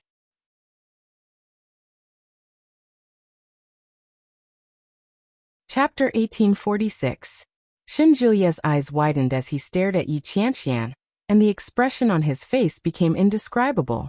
No matter how he looked at it, the expression on Yi Qianqian's face didn't look like she was joking.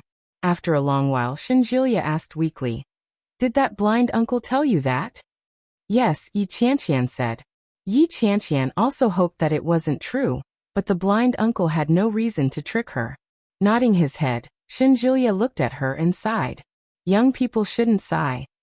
Shinjilia looked at her and raised his eyebrows slightly. Yi Qianqian repeated Uncle Blind Man's words and said, "When young people sigh, they will sigh away all their good fortune." Shinjilia smiled, but at the same time, he felt a deep sense of helplessness. He held Yi Qianqian in his arms and asked, "What should we do?" "What else can I do?" Yi Qianqian hung her head. "Didn't grandmother say that I might not live past the age of 28? It's better not to get married. Otherwise, you'll have to mark me as a widower on your household register. How ugly would that be?" Shinjilia rubbed her face and said through gritted teeth, "You're talking nonsense." She looked at Shinjilia and pouted. In a muffled voice she said, "It's 2 years. If one of us has a change of heart or has an affair, there's still a chance to turn things around." TSK. Shinjilia released her face and held her in his arms. In a gentle voice he said, "In that case, I should be on my guard and keep an eye on you. I can't let you have the chance to come into contact with the flowers and plants outside." "Hey, I'm just afraid that you'll have a change of heart. Don't worry, it can't be me." Shinjilia's face was full of confidence. He lowered his head to look at Yi Qianqian's face and whispered, "You won't either." Yi Qianqian's heart warmed, and a triumphant smile appeared on her face as she replied, "Humph, of course I won't. I'm so devoted and devoted." As she spoke, she bumped into Shinjilia. Shinjilia gently bumped into her. "Shall we go back to Kingstown?" Yi Qianqian slammed into him again and grunted. "Yeah, let's go back. We can't get married anyway." Shinjilia chuckled and opened his arms to hug her. "Isn't it just a certificate? We'll leave it at the Bureau of Civil Affairs for now. We'll take it back when we're in a better mood." Yi Qianqian was amused by him and pinched his waist. "Why are you so shameless? Ha ha ha, let's go back and tell your father." By the time they returned to Kingstown, it was already dark. By the time Shinjilia and Yi Qianqian arrived home in a taxi, it was already past midnight. As soon as he got out of the car, he saw a few police cars parked at the entrance of the neighborhood. Red and blue sirens flashed. Yi Qianqian looked inside, confused. Shenjilia went up to a policeman and asked, "Officer, may I ask what's going on?" The policeman glanced at him and Yi Qianqian. His eyes fell on their suitcases and he asked, "Do you live here?" "Yes, we'll stay here." The policeman quickly took out a small booklet and said, "Which building and which unit?" Can I ask what happened?" "A real gun was found in the garden of your neighborhood, and drug residue was also found on the handle of the gun. They are now doing a screening." Both of their hearts trembled when they heard this.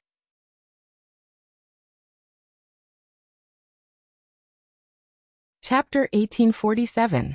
After cooperating with the police for an investigation, Yi Qianqian and Shenjilia were registered with their identification cards and proof of residency from the property management to prove that they were residents of the neighborhood.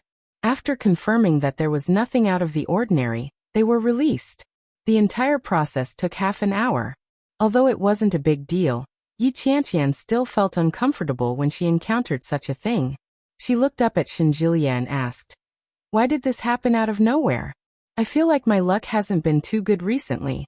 Why do I keep encountering such unpleasant things?" "It's okay. Don't overthink it. The more you think about it, the more unpleasant it will feel." Shenjilia patted Yi Qianqian's head.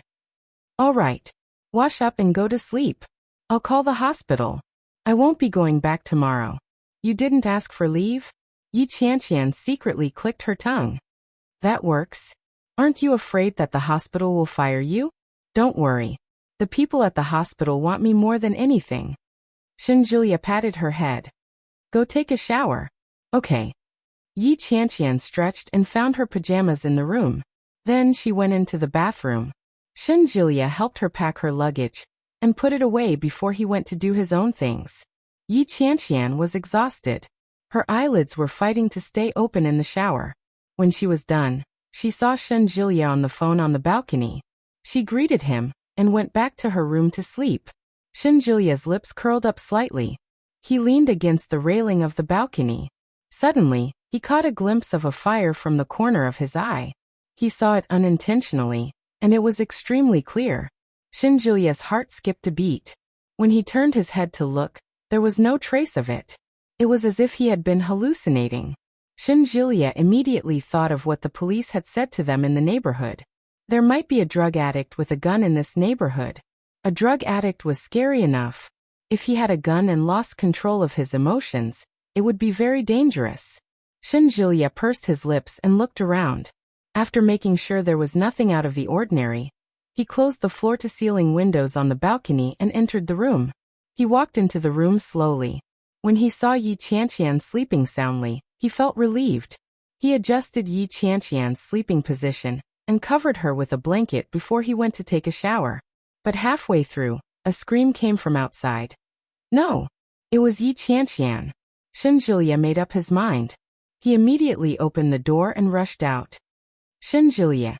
Yi Qianqian's voice was much softer than before. He rushed into the room barefoot and turned on the lights. She had kicked the blanket away. Her eyes were tightly shut, and her hair was slightly disheveled. Shenjilia heaved a huge sigh of relief. He stepped forward and pulled Yi Qianqian back. Yi Qianqian shuddered and snapped out of her reverie. The light in the room was a little dazzling. She squinted her eyes and saw the person in front of her clearly. Shenjilia had bubbles on his head, and he wasn't wearing any clothes. When Yi Qianqian saw him, she immediately perked up. Her eyes widened as she asked, "What are you doing?" When Shenjilia saw her reaction, he was both annoyed and amused. "You scared me to death. Do you know what kind of dream you just had?" Feeling a little embarrassed, she asked, "Was I talking in my sleep?"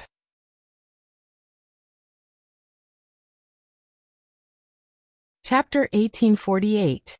Yi Qianqian looked at him and blushed. She gave him a kick and said, "Go wash up before you come back." Shenjilia had no choice. After washing up, he wrapped a bath towel around himself and walked out.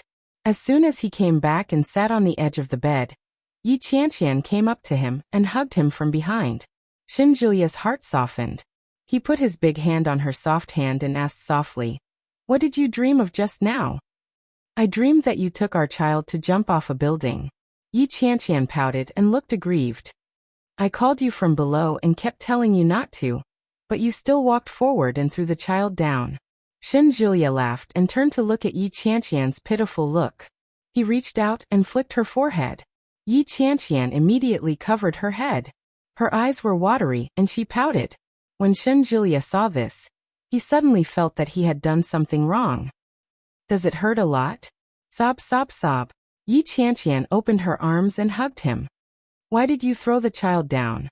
Shenjulia was speechless. He couldn't help but laugh as he hugged her. Hey, I didn't. I told you that it was a dream. Dreams are always the opposite. Look, we don't even have a child now. Yi Qianqian's sadness was suddenly blown away by his words. She clenched her fist and hammered it on his chest. Then she pushed him away. Go away. Shenjulia wasn't pushed away. He held her hand and lay down. It's easy to solve the problem of not having a child. Let's have one. Yi Qianqian blushed and glared at him. She looked down at his lower body, which was only wrapped in a bath towel. She knew that he had planned this. She pushed him with her knee. I don't want to. I want to sleep. Then you sleep. I'll be gentle. You. Resistance was futile. Yi Qianqian was still firmly suppressed. Other than biting the landlord who bullied her, she couldn't control herself. When it was over, Yi Qianqian was so sleepy that she couldn't open her eyes. Shenjulia kissed the corner of her lips and said, Let's move to a bigger place. Yi Qianqian opened her eyes and asked, Why? Just now, when you were showering, I thought I saw someone smoking nearby, but when I looked closely, there was no one. I feel strange. It's not safe here. Are you seeing things? Yi Qianqian suddenly felt a chill run down her spine. Did you see it from the balcony? Yes. There's a winding highway in front of our building, and there aren't many houses around. How could we see someone smoking? When Yi Qianqian asked the question, the hair on her body suddenly stood on end. Really? I'm probably seeing things, but I don't feel very comfortable. Shenjulia leaned over her and gently rubbed her face. Let's change. We can also sell this place and get a bigger one. Yeah. Yi Qianqian looked up at him and said, You gave me this apartment. I have to ask you first before I can sell it. It's okay. If you agree to change, I'll go and see which neighborhoods are better. This one is fine. Okay, then go and take a look. Don't buy something too expensive. A safer neighborhood will do. Yi Qianqian touched his face. But I don't have much money. My bank account.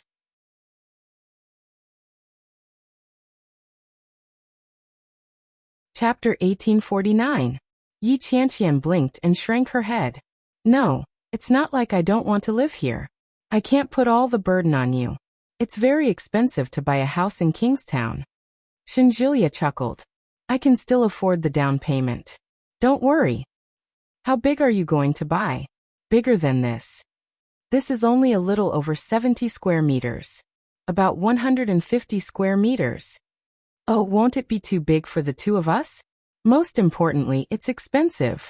No, we'll have children in the future. I don't think it's enough. Yi Qianqian looked up and asked, Oh, aren't you going back to the capital? You can go back to the capital if you want. If you want to settle down in the capital, you can leave the house here or sell it. Okay. Yi Qianqian was touched beyond words. She hugged Shenjulia tighter and nestled in his arms. Why are you so good to me? Yi Qianqian had never experienced all kinds of accommodations and pampering before. Shenjulia gave her all the feelings she imagined a relationship should have. And he also gave her all the qualities a husband should have. He had an outstanding family background, an admirable career, and an appearance that was hard to ignore. If it had been the Yi Qianqian of the past, she would never have imagined that her man would be like this. It was so perfect that it was unrealistic. Shenjulia's lips curled into a smile, and he said proudly, Because I'm going to abduct you. If I don't treat you well, what if you get abducted by someone else? Yi Qianqian laughed and buried herself deeper. Sleep. I'm so sleepy. Okay. Shenjulia held her hand tightly and closed his eyes. When the alarm clock rang, the sky was already bright. Yi Qianqian's body was a little sore. When she opened her eyes, Shinjilia was sleeping soundly with her in his arms. All of a sudden, he raised his hand and slapped the alarm clock down. Yi Qianqian got up and pushed him away. She yawned and got up to get dressed. Shinjilia opened his eyes and saw her snow-white back. The hickeys on it were particularly eye-catching. But soon after Yi Qianqian put on her clothes, he couldn't see them anymore. Wake up. It's Monday. Don't you have to go to work? Yi Qianqian pulled the blanket over his head. Shinjilia stretched his back and tossed the blanket aside. He sat up and pounced on her. Yi Qianqian couldn't react in time. She let out a cry of surprise when he pounced on her. Shinjilia planted a kiss on her cheek and said, "I'm not going to work. What do you want to eat? I'll make it for you." Yi Qianqian pushed him away and said coquettishly, "You scared me to death. What are you doing? I'll just buy some at the subway station when I go to work." "That won't do. I don't think those are fresh. Wait a moment. I'll see what I can make for you," Shinjilia said as he stood up. Yi Qianqian threw a pillow at him in disdain. "Get dressed." Haha. Shinjilia rummaged through the fridge but found nothing but instant noodles and milk. In the end, he went downstairs and bought some bread. After processing it, he poured a glass of milk and turned it into a delicious breakfast. By the time Yi Qianqian finished washing up, Shinjilia had already made breakfast and was waiting for her. Just as he took a bite of the bread, Shinjilia received a call. "Jilia, where are you?" "I'm in Kingstown."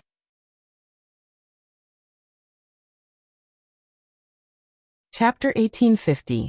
Shinjilia was holding the phone normally, but Yi Qianqian could clearly hear the voice coming from the other end. Yi Qianqian picked up the bread and took a bite without saying a word. Shinjilia glanced at Yi Qianqian, then stood up and walked to the balcony. Yi Qianqian looked at him and felt a little guilty. Wasn't she being too selfish? She knew that Shinjilia's grandmother didn't like her, but she still wanted to be with Shinjilia. But Shinjilia's parents seemed to have a good impression of her. Yi Qianqian felt a little conflicted.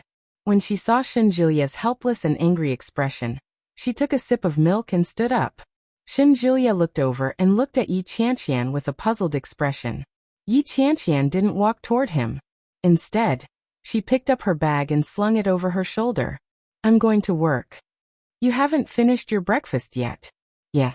Yi Qianqian walked over and drank the milk in one gulp. She picked up the bread and ate it as she walked. Shinjilia wanted to say something, but the phone call seemed to have become a storm. When Yi Qianqian walked out of the corridor, her heart was empty. She finished the bread quickly and pressed the button for the elevator. No hurry. No hurry. Who knew what it would be like after 2 years? Perhaps, as Shinjilia's grandmother had said, she would die at the age of 28. Or perhaps, as the blind uncle had said, she had been harmed by a villain. Or perhaps, neither of them had been accurate, and because she had revealed the secret of heaven, God had changed her fate and given her and Shinjilia a happy life. Ding. The elevator arrived at the station. There was someone inside, but Yi Qianqian didn't notice. She walked in absent-mindedly.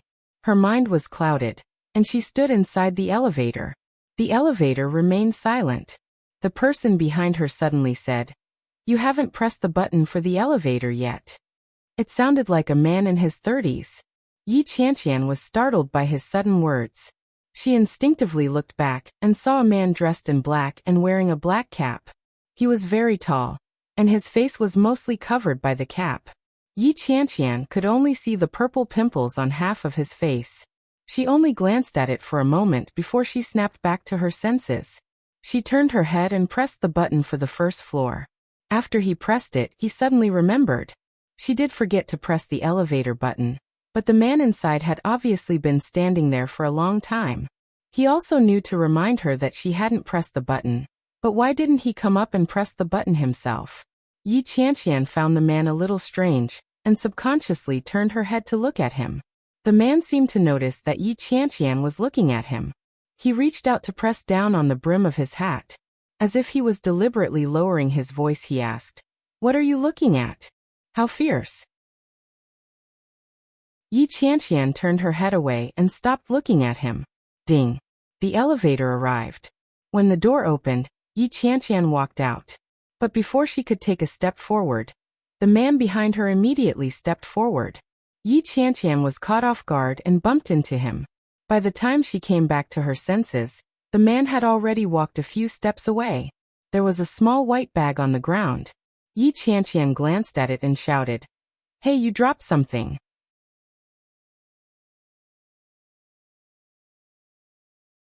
Chapter 1851. As he shouted, he strode forward and reached out to snatch it. Yi Qianqian's hand was knocked away, and she felt a burning pain. When she looked up, the man reached out and pushed her away at the same time. His hand quickly reached forward. Yi Qianqian clearly saw a cold glint flash past her eyes. Yi Qianqian screamed and fell backward. The cold light passed through the place where she had just been standing and missed. The man's face, which was only half exposed, was a little ferocious. He clutched the small white thing in his hand tightly and walked toward Yi Qianqian without a word. Yi Qianqian's face turned pale, and she screamed, "Ah, help!" She retreated backward in panic and clumsiness. "Who's there?" A loud shout came from outside. The man in black immediately turned around and saw the security guard behind him. He gritted his teeth and glared at Yi Qianqian. Then he ran to the emergency exit and disappeared without a trace.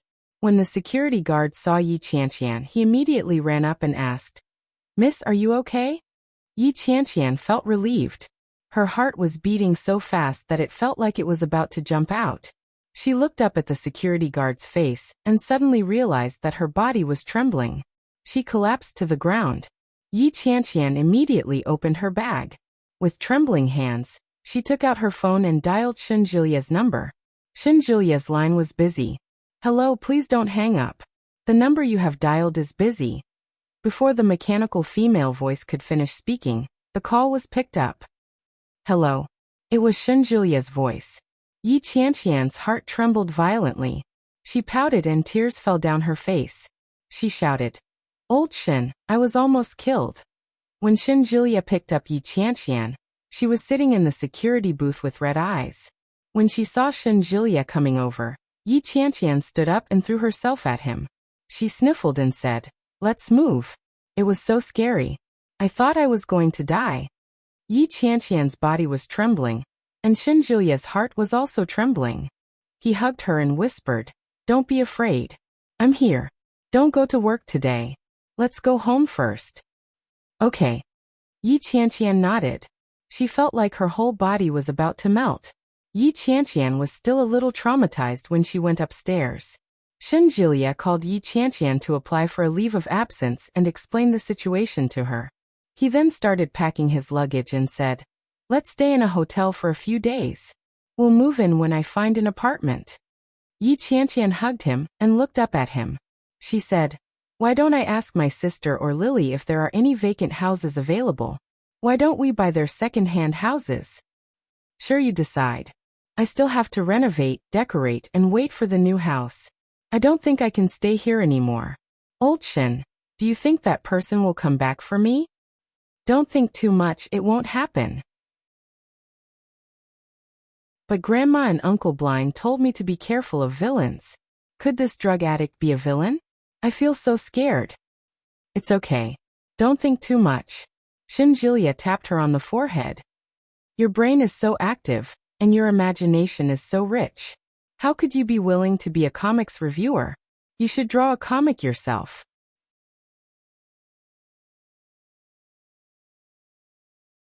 Chapter 1852. Shenjilia found it a little funny, but he also felt a little defeated. He wanted to laugh, but he couldn't. "Why can't I even change the subject? Be good. Don't be afraid. It'll be fine." Yi Qianqian still found it a little strange. She looked up and asked, "What if he comes back to look for me?" "He won't. He won't be able to find you. We'll stay outside for a few days. When we find a place to live, we'll come back and move. Okay." Yi Qianqian still felt a little scared.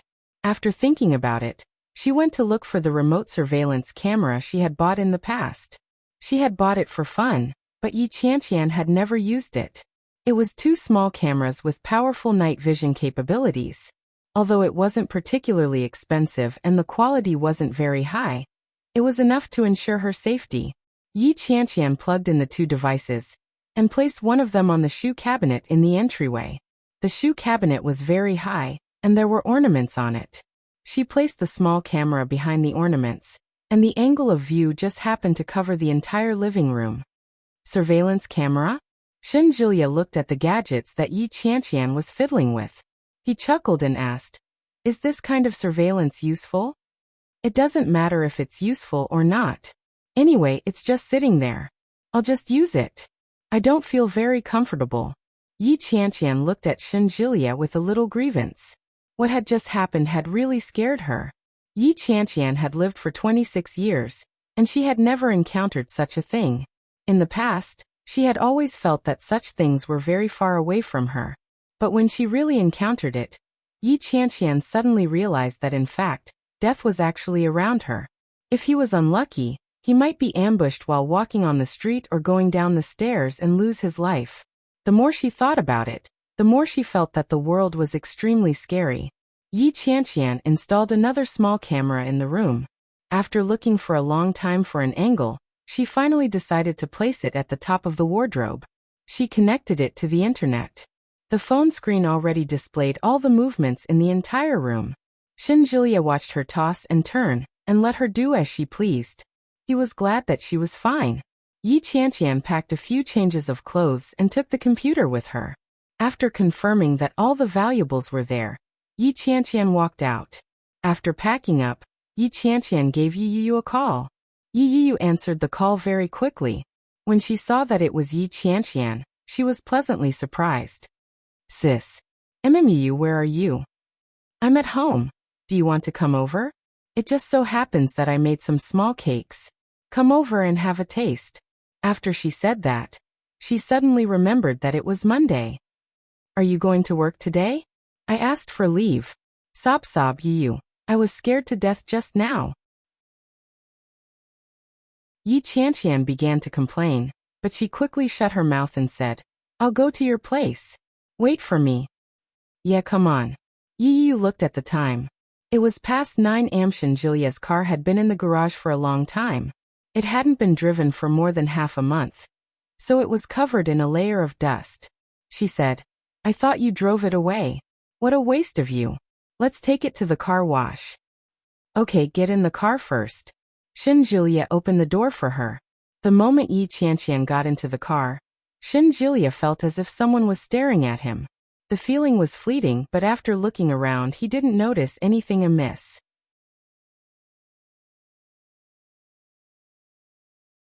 Chapter 1853. Shenjulia narrowed his eyes and secretly raised his guard. He had always been sensitive, so this feeling shouldn't have come from nowhere. "What's wrong?" Yi Qianqian noticed that Shenjulia hadn't moved for a long time. She reached out and tugged at his hand. Shenjulia shook his head gently. "I'm fine. Sit tight." Yi Qianqian fastened her seatbelt, took the car door, and sat down. Shenjulia looked left and right again before finally getting into the car. He fastened his seatbelt and started the engine. When Yi Qianqian saw him looking around warily, she felt a little creeped out. Shenjulia was never like that. His behavior today was very unusual. "Old Shen, what did you see?" Yi Qianqian asked. She suddenly felt a shiver run down her spine. He turned his head abruptly. Behind him was a beautiful luxury car with a pitch-black interior. There didn't seem to be anything strange. On the other hand, Shenjulia was shocked by Yi Qianqian's reaction. "What's wrong?" Shenjulia's expression was one of shock. Yi Qianqian's heart was about to jump out of her chest. "I feel like I'm going crazy. What should I do? I've been so paranoid." "Don't be afraid. Relax," Shenjulia said as he drove the car out of the underground parking lot. His voice was soft and steady, as if it contained an unknown magic that hypnotized and soothed her. Shenjulia didn't focus all his attention on that. Instead, he kept an eye on his surroundings and the rearview mirror. Shenjulia exited the bustling district and got on the highway. When Yi Qianqian heard him speak, she suddenly felt that something was amiss. She said, "You're opening it the wrong way around." "Yes, I know." Shinjilia kept glancing at the rearview mirror as he drove. Let the car get used to the feeling of being on the road. It's not a bad idea to take a detour. This was the first time Yi Qianqian had heard of such a thing. She looked at Shinjilia and realized that he was a little distracted. What are you doing? Sit quietly. Shinjilia drove steadily. When he suddenly sped up, Yi Qianqian's heart skipped a beat. She sat there without a word. However, when he looked at the rearview mirrors on the left and right, as well as the mirror in the middle, there didn't seem to be anything strange. However, Shinjilia's reaction made everyone nervous. Yi Qianqian asked hesitantly, "Is someone following us?" Shinjilia didn't reply. He just increased the speed of the car. Yi Qianqian looked back. It was not until all the cars behind them had disappeared that Shinjilia slowed down. Was someone following us just now? Yi Qianqian was already sweating profusely. She looked at Shinjilia with fear and worry in her eyes. Shinjilia shook his head. No, it was just a false alarm. Is that so? Well, I just wanted to give it a try, just in case. If it's really the person from this morning, then if he follows us to Yuyu's house, Yuyu and third brother Li will probably be in danger. But fortunately, I was overthinking it. Why are you being so paranoid all of a sudden? Yi Qianqian had a nagging feeling that things weren't that simple. Shinjilia wasn't like her. Shinjilia must have seen or sensed something that made him so wary. What do you mean by fine? I was obviously infected by you. Shinjilia chuckled. He held onto the steering wheel and said helplessly, "Turn on the GPS. I'm lost."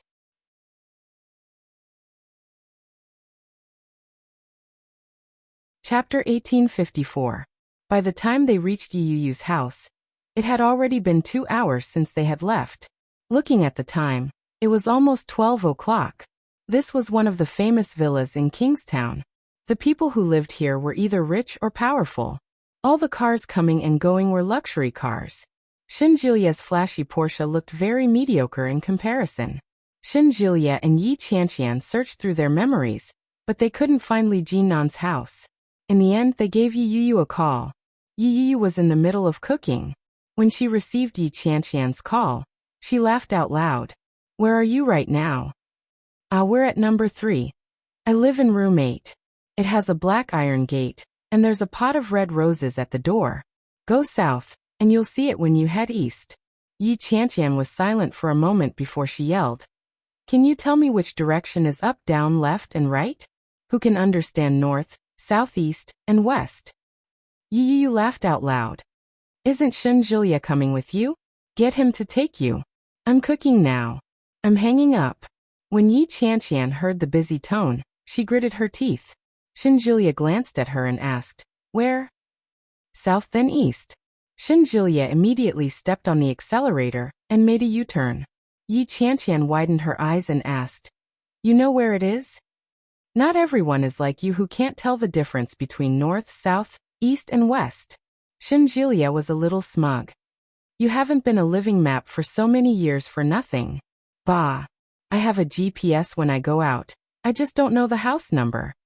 She put her hands on her hips and puffed out her chest as she said, "If you have the guts, dial the house number and use the navigation now. I guarantee that we'll be there in no time." All right.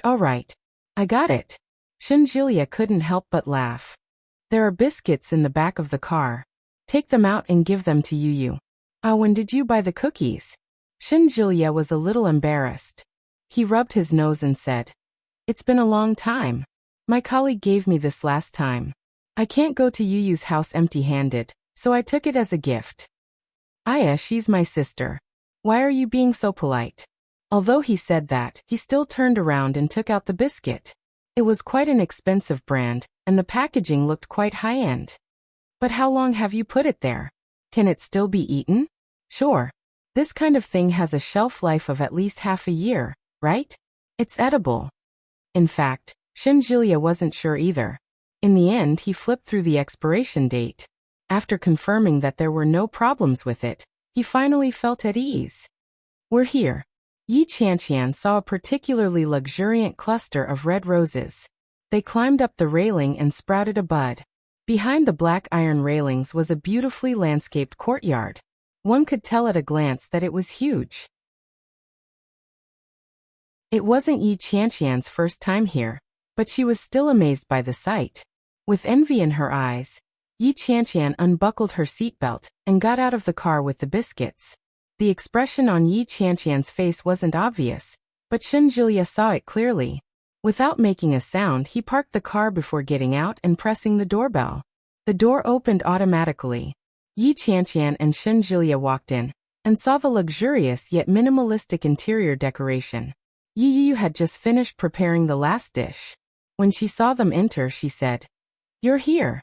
We're just about to eat. Sis, can you give me a hand?"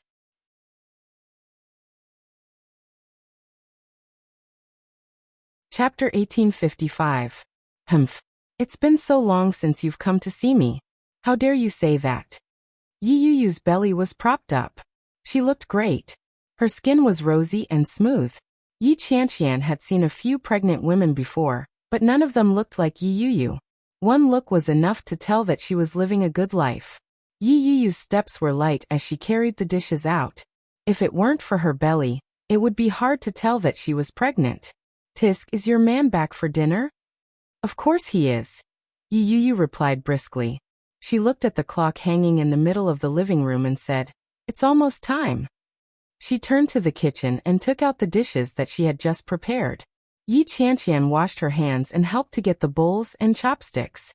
She had just scooped the rice when Yi Yu suddenly said, 3, 2, 1. Ding dong. The doorbell rang just in time. Yi Yu immediately rushed to the door. Yi Qianqian was shocked when she saw that and said, "No way.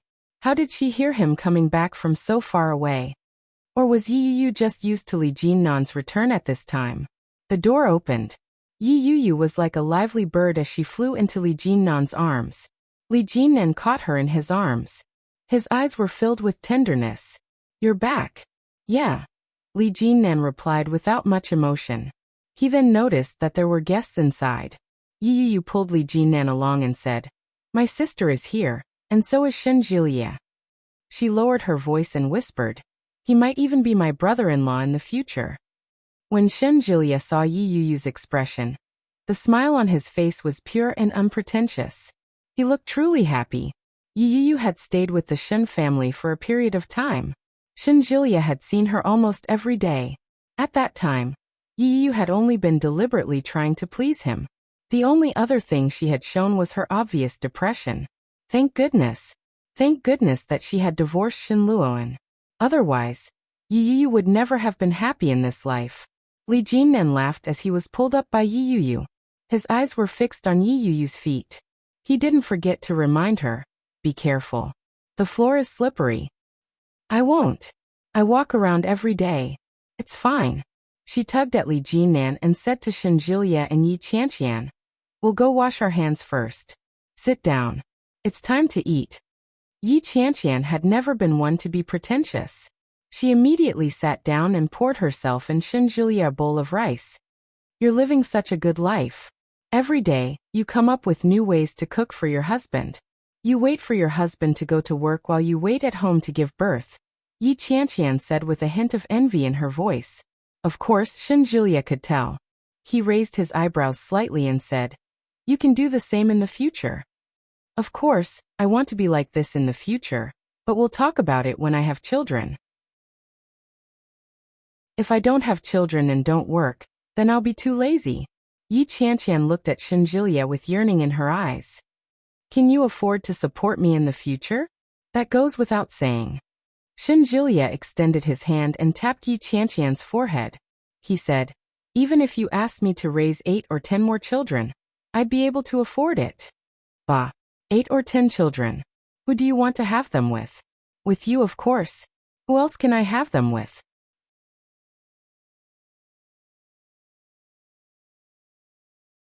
Chapter 1856. Nonsense. Uncle Blind Man also said that it's just a possibility. It might not happen. Why are you so concerned about it? The smile on Yi Qianqian's face disappeared completely. She sighed softly. Yi Yu and Li Jinnan walked over quickly. When she saw Yi Qianqian's unhappy expression, Yi Yu walked over curiously and asked, "What's wrong?" "Sob. Yu, what do you think I'll do if I can't have children in the future?" Yi Qianqian looked at Yi Yu with hurt written all over her face. Yi Yu laughed and sat down on the chair that Li Jinnan had brought out for her. She replied, "How is that possible? Why can't you have children out of nowhere?" As she spoke, Yi Yu's face was full of ambiguity. She looked at Yi Qianqian and then at Shen Jiliya and asked, "Are the two of you preparing to have children? Didn't they just get back together not too long ago?" Yi Yu was a little surprised. She hadn't expected that after getting back together, not only would they be talking about marriage, but they would also be preparing to get pregnant. Yi Qianqian pouted her lips. She felt defeated and replied, "That's not it.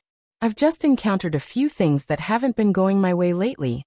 He told Yi Yu in detail about her visit to Shen Jilia's parents in the capital, as well as what Shen Jilia's grandmother and the blind uncle had said. Yi Qianqian's bitter expression, coupled with the aggrieved expression on her face, made her look extremely pitiful. "Yu, I'm so envious of you now. You have such a happy family, and your belly is so big. What if I really can't have children in the future, just like they said?" "That won't happen. That old lady is a fraud." Yi Yu was a little annoyed. "She's spouting nonsense. She even said that I'd get into big trouble when I turned 25. I'm 26 now. What big trouble can I get into?" Yi Qianqian's eyes widened when she heard that. "That can't be. When did she say that?" 2 years ago, Shen Jiliya replied. "But you're really in big trouble now. Have you forgotten?" Yi Qianqian covered her mouth in disbelief. "That Guangai and Shen Luo are in jail. Have you forgotten?" "That's right. Of course not. That was when I was 26 years old. She said I was 25 years old. You hung a steel wire and fell from it." She couldn't help but link the incident with Yi Yu. "Didn't you stay in the hospital for many days at that time? Wasn't that a big deal?" Yi Qianqian was a little paranoid. Yi Yu was at a loss for words. All right. If that's the case, aren't I perfectly fine right now?" "That's different." Yi Qianqian panicked. "They're saying that I won't be able to have children in the future. It's over. It's over. What should I do?" "That won't happen. You've been the only one thinking about it." Shen Jiliya held her hand. He felt helpless and defeated. "They're just saying it's a possibility. Trust me. I'll tell you about it when we get home tonight. You'll know. I should give her a simple treatment tonight. Otherwise, Yi Qianqian's mental health will deteriorate sooner or later." Shen Jiliya was filled with regret. "If I'd known, I wouldn't have been in such a hurry and brought you home." In the end, Yi Qianqian knew that she might have gone overboard. She quickly pressed his hand down and said, all right. I'll stop talking. Let's eat."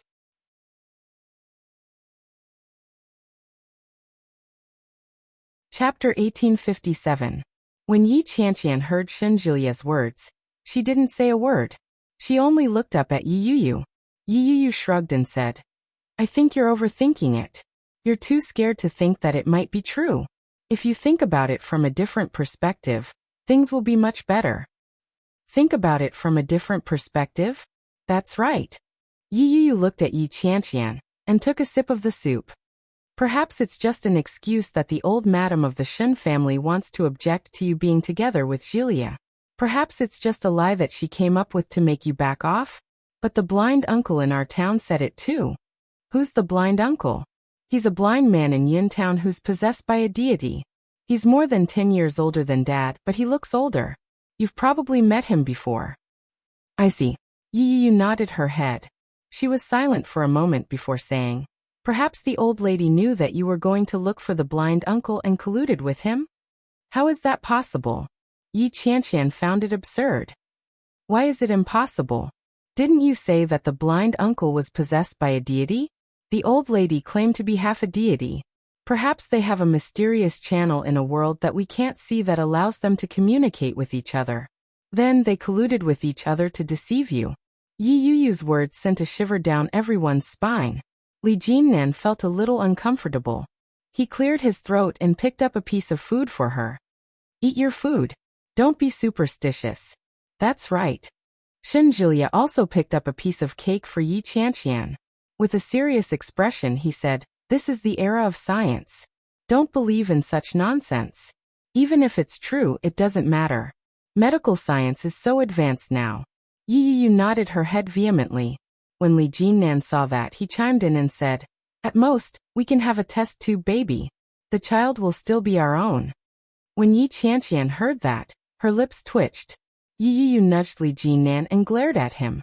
She then looked at Yi Qianqian and said, "Don't listen to my husband. Don't let your imagination run wild.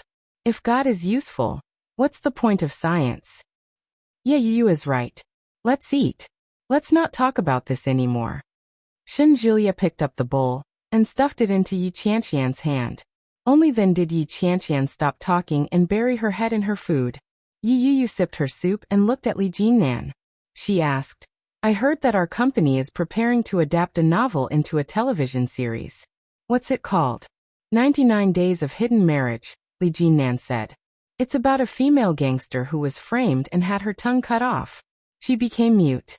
Later, she married her Prince Charming. 3 years later, she got pregnant and was kidnapped. She died. Then she was reborn. It can't be. Isn't her husband going to save her? No, I'm going on a date with the white moonlight in my heart.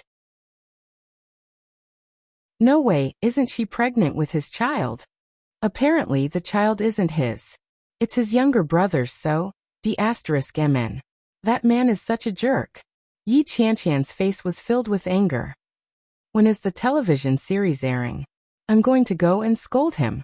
Li Jinnan smiled. It hasn't started filming yet. Just wait. If such a man existed in real life, his corpse would probably be whipped, Shenjilia interjected. Wan Lily. Ha ha ha.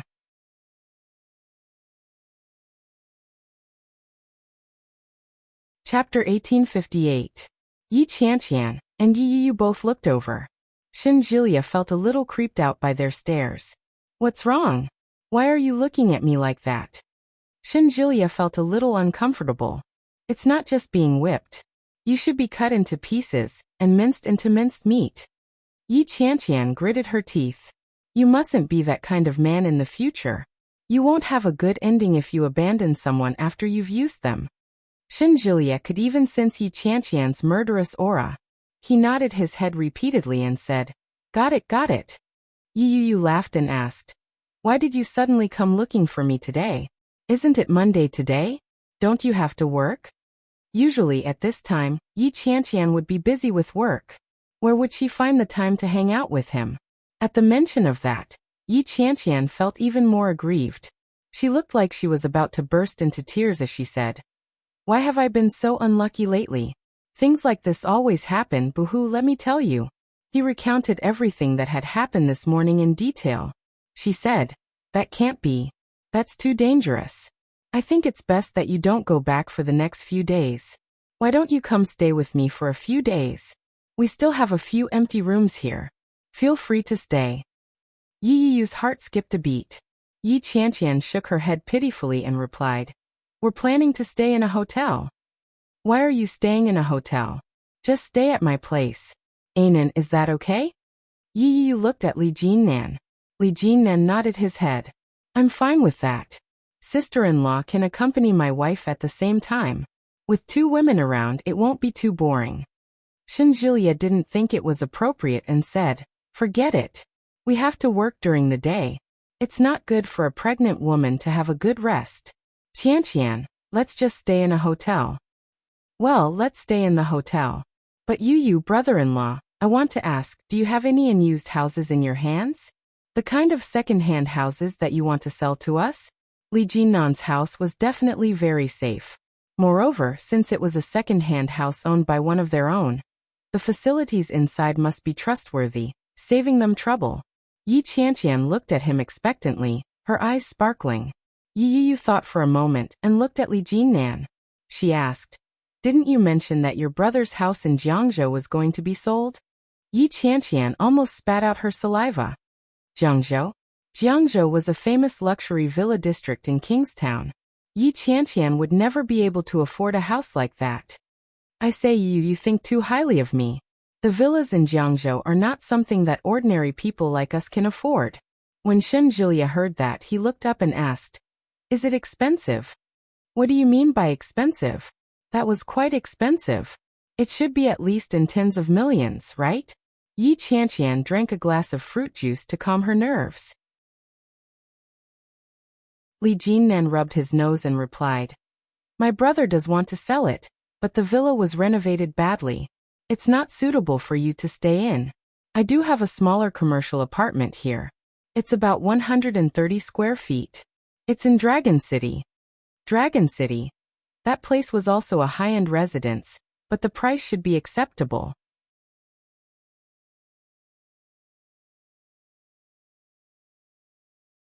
Chapter 1859. Shenjilia didn't answer Yi Qianqian. Instead, he looked at Li Jinnan and asked, "Can you make a move?" Li Jinnan nodded slightly. "Sure. I took it from my second brother. I don't have the title deed with me. If you want it, I'll get it from my brother." "That works?" Yi Qianqian was speechless. "Have you lived there before?" "I lived there for a while, but I moved to the company, so I don't live there anymore." "I see." Yi Qianqian nodded her head and looked at Shenjilia. "Shall we go take a look later?" "Sure." After dinner, Yi Qianqian helped Yi Yu clean up and wash the dishes. The two men, Shenjilia and Li Jinnan, sat opposite each other on the sofa and chatted happily. After cleaning up, Yi Qianqian and Yi Yu walked in the direction of the sofa in the living room. At a glance, they saw the smiles on the faces of the two men. "Are you done?" Shenjilia looked at Yi Qianqian, stood up and said, "Let's go. Brother-in-law said he'd take us to have a look." "Ah, so fast. Well, you guys are moving anyway. The apartment hasn't been empty for long, so it should be very clean inside. I don't have anything to do in the afternoon. Let's go together." Li Jinnan picked up the car key. "Honey, do you want to go together? Since you're all going, I'll go with you." She hadn't gone out in a long time, so she was a little excited. "I'm going to change." The corners of Li Jinnan's mouth turned up. He turned to look at Yi Qianqian and Shenjilia and said, "I'll go help her. You guys take a seat first." "All right, go ahead." When Li Jinnan's silhouette disappeared down the stairs, Yi Qianqian nudged Shenjilia and asked, "What were you talking about just now?" "No, we were just chatting casually." "What did you talk about?" "I've always felt that my brother-in-law is quite aloof. How can you chat with him so happily? What the hell?" Shenjilia couldn't help but laugh. "Of course you're cold to girls, but we men are different. We have common topics to talk about." "What? A car? Beautiful women?" Yi Qianqian glanced at him in disdain. "That's all men get when they get together." "Yeah, beautiful. We're talking about wives. He's talking about his wife. I'm talking about mine." "Bah. Who's your wife?" Yi Qianqian stood up. "We're not married yet." Shenjilia held her in his arms. "It's only a matter of time." Yi Qianqian smiled and looked at him. The atmosphere was harmonious and peaceful. Upstairs, Yi Yu had found some clothes. When she saw Li Jinnan come up, she took one look and asked, "Anan, do I look good in this?" "Nice. You haven't seen it yet." Yi Yu pouted. Li Jinnan walked up and looked at the dress. He gestured and said, "You look good in anything. Since we're going out, let's go to second uncle's house on the way. I really miss those children." "Sure." Li Jinnan agreed without hesitation. He started to help Yi Yu change into her clothes. When they came down, Yi Qianqian and Shenjilia were sitting on the sofa, looking at their phones. When they saw them coming down, they stood up together. Shenjilia replied, "I told you not to be so paranoid. Isn't everything fine now?" When Yi Yu heard that, she asked curiously, "What are you doing?" "Didn't I almost get into an accident this morning? I installed a surveillance camera at home. I just turned it on to take a look." Yi Yu felt her hair stand on end. "Are you afraid that that person will find his way to your house? It's better to be safe than sorry. Don't scare yourself. He's not that resourceful." Shenjilia had no choice but to tap her forehead. "Let's go." Dash.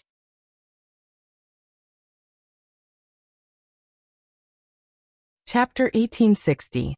Li Jinnan drove his own car, so he naturally followed Yi Yuyu. The four of them and the two cars followed Li Jinnan around. After a round of discussion, they decided on a destination. Yi Yuyu wanted to go to Li Xiqing's house to see the children, so Yi Qianqian and Xin Zhilia suggested that they go to the hotel to rest. They parted ways. Yi Yuyu hadn't visited the children in a long time. After buying some toys for them, she went to Wuxia. At that time, the children had returned from school. They sat in the living room chatting and doing their homework. Li Mosen was like a little adult. He watched Li Jianyue do her homework, occasionally giving her pointers and frowning. When Yi Yuyu arrived, Li Jianyue was pleasantly surprised. She put down her pencil and called out, "Auntie." Her small body was obviously much thinner than before. In the past, she had been a chubby little girl. Now she had less meat on her body, but she had grown taller. Li Jinnan felt a sense of danger. He stood in front of his wife and used one hand to block Li Jianyue. He said, "Be careful. Your little cousin is in your auntie's stomach." "I know." Li Jianyue's face was round, and her skin was pink and tender. Her eyes were like black agate, crystal clear and bright.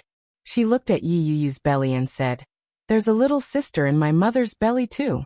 Li Jinnan raised his eyebrows slightly and chuckled. He picked Li Jianyue up and asked, "How do you know it's a little sister?" "My daddy said it. Daddy said that the thing in mommy's stomach must be a little sister." Li Jianyue tilted her head and kept looking at Yi Yuyu's stomach. "I think auntie is also having a little sister in her stomach." "Why?" Yi Yuyu adored the little girl. She was pretty, lively, and quick-witted.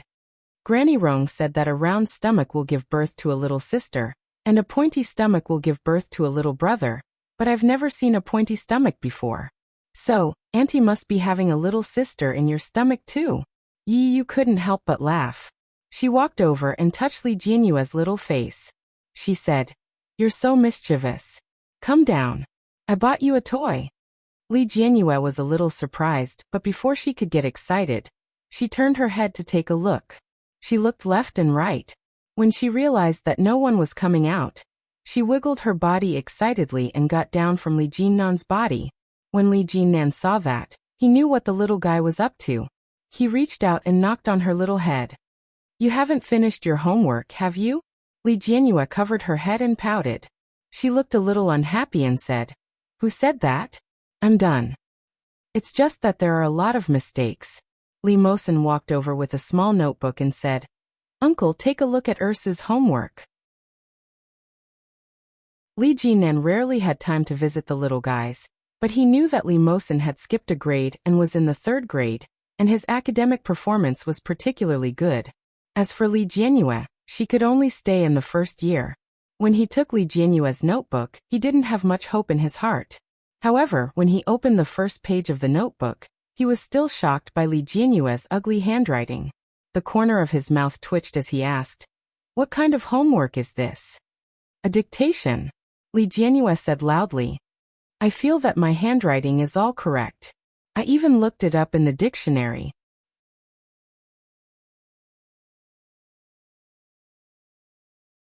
Chapter 1861. Li Jinnan laughed out loud and read it aloud. "Who taught you that?" When Li Jianyue heard that, she was not convinced. She put her hands on her hips and puffed out her chest. "Isn't that so, auntie? I wrote, 'Wolf gets raped.' Is that wrong?" Yi Yuyu was arranging the toys for the little girl. When she heard that, she didn't even look up and replied, "There's nothing wrong with being in cahoots. Isn't that an idiom?" "That's right."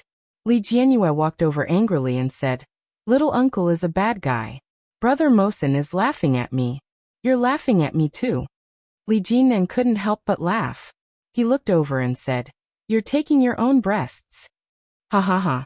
Li Jinnan couldn't hold it in any longer. "Taking your own breasts? Isn't that a little too difficult?" "What?" Yi Yuyu looked over. "What's wrong with that? You didn't write it wrong." Li Jinnan squatted down and took the notebook over to read it with his wife. When Yi Yuyu saw it, she laughed out loud. Li Jianyue's face turned red. She went forward and snatched the notebook from Li Jinnan's hand. She turned around and sat down on the sofa angrily. "What's going on?" Su Qianxi's gentle voice was heard. Following that was the sound of slow footsteps. When Li Jianhua saw Su Qianxi, she pouted and shouted, "Mom, they're all laughing at me." Su Qianxi walked down the stairs with a man following behind her. When Li Xiqing saw Li Jinnan, he raised his eyebrows slightly and asked, "What's the wind today?" Li Jinnan stood up and helped Yu up. He said, "I have nothing to do today, so I brought my wife here to play." He looked at Su Qianxi's belly and exclaimed, "Sister-in-law's belly is growing too big." "It's not. Any slower and I'll die." Li Xiqing glanced at Su Qianxi's belly and sighed. Su Qianxi blushed. She elbowed Li Xiqing and said softly, "What are you talking about?" Li Xiqing blocked her hand and said sternly, "What are you thinking? I'm saying that taking care of you and the kids will distract me." Su Qianxi blushed even more, gave him a stare, and then went to sit with her daughter on the sofa. Li Jinnan was experienced, so he smiled ambiguously and didn't point it out. Yu was still playing with Li Jianhua's toys. She said, "Ursu, little aunt bought you a fantasy series of Lego. Do you want to play with me?" She looked at her notebook and said, "I haven't finished my homework yet." With that, she looked at Li Xiqing pitifully and said, "Daddy." With a smile on his lips, Li Xiqing reached out. Li Jianhua subconsciously put the book in his palm, but before she put it down, she immediately retracted her hand. She pouted and warned, "Daddy, don't laugh at me." Li Xiqing didn't agree, but he didn't disagree either. He picked up the booklet and said, "Go ahead and play with Auntie." Li Jianhua jumped excitedly. She turned around and skipped over to Yuyu's side. She shouted, "Little Auntie, I'm here." Seeing his daughter's expression, Li Xiqing smiled slightly and flipped open the exercise book. His smile immediately froze. After a moment of silence, he said, "Inviting the wolf into the house, the wolf is besieged and raped. There's no turning back." Li Jinnan and Yu burst out laughing at the same time. They couldn't help but laugh out loud. Poison is a guest in the village. Every festive season is missed.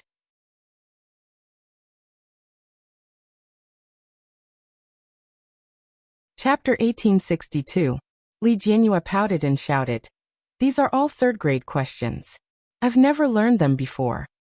"She knows all the first-grade questions," Li Mosin said. "Dad, I think Ursu is a fast learner." "That's right. I'm very smart." Li Jianhua didn't know how wrong she was. She echoed, "Although I might have written a few words wrongly, if an old book taught me, I would definitely write them." "Mom, don't you think so?" Li Jianhua was completely unaware of how wrong she was. Su Qianxi laughed until her shoulders trembled. When she heard that, she couldn't help but burst out laughing. Li Jianhua's mouth turned into a hook. Her little face and eyes were red.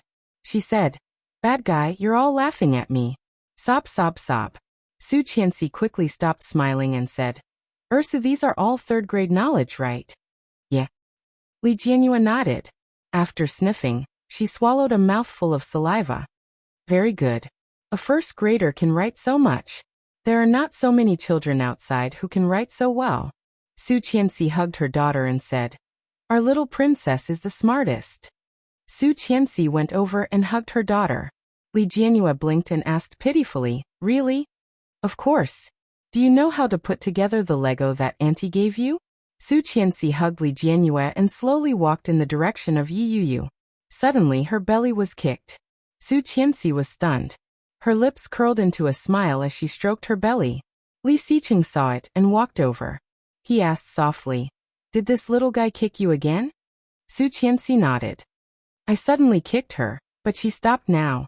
She turned her head and looked at Li Xiqing. Then she pulled him and said, "Accompany your daughter to put together the Lego." Li Xiqing had no choice but to walk over to the pile of Lego. He looked at it and said, "Ursu, come here." Li Ursu walked over and looked at her father obediently. "Do you know how to put it together?" "Yes." "Do you know how to read the blueprints?" "Yes." "Do you want Dad to teach you?" "No need." "Okay, then work hard on your own." Li Xiqing rubbed Li Jianhua's little head. Li Jinnan was dumbfounded. Is that even possible? Isn't this a little too convenient? In this way, Li Xiqing could spend more time with his wife and work. No wonder his company was getting better and better recently. No wonder it's said that daughters are the closest to their parents. It made him want to have a daughter too. He couldn't help but glance at Yi Yu's tummy and ask, "Are we having a son or a daughter?" Yi Yu looked at him and said heartlessly, "Son." Li Jinnan was a little disappointed and replied, "A son is fine too. A daughter would be best." Li Xiqing heard their words and felt even more proud. Looking at his daughter, he said lovingly, "Dad will ask Granny Rong to give you a nutritious meal." Su Qianxi suddenly remembered and said, "I'll call Nanny Rong and tell her to cook more tonight.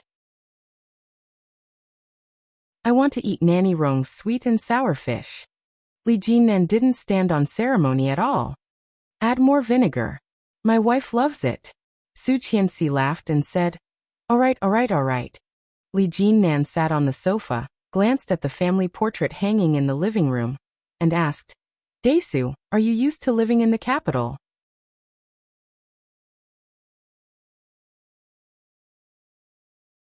Chapter 1863. Come on, you're actually very proud of yourself. Do you think I don't know? Li Jinnan poured himself a glass of water and took a sip. Li Xiqing kept a faint smile on his lips and slowly shook his head. I'm very happy that Daesu is smart, but it's not a good thing for a 6-year-old child to jump too far in his studies. His friend is still 2 years older than him. I don't have a problem with Chu skipping a grade, but I won't allow it for my child. Are you really not allowed? Yeah. Li Xiqing leaned back on the sofa and slowly said, First of all, his height is already very different from his classmates. Now that he's in the 4th grade, I've already given him a big jump. Ugh. Li Jinnan almost spat out. You're too indulgent of him. Can he learn? He can. Li Xiqing was telling the truth and said, I looked at his results. He's at the top of the list. Li Jinnan's lips twitched. Your children are really freakish. Oh, I forgot, there's also a little girl. Yeah. This is what they mean by, there's always a shortcoming. Li Jinnan looked at Li Jianyue meaningfully. This little girl is like a normal child in your family.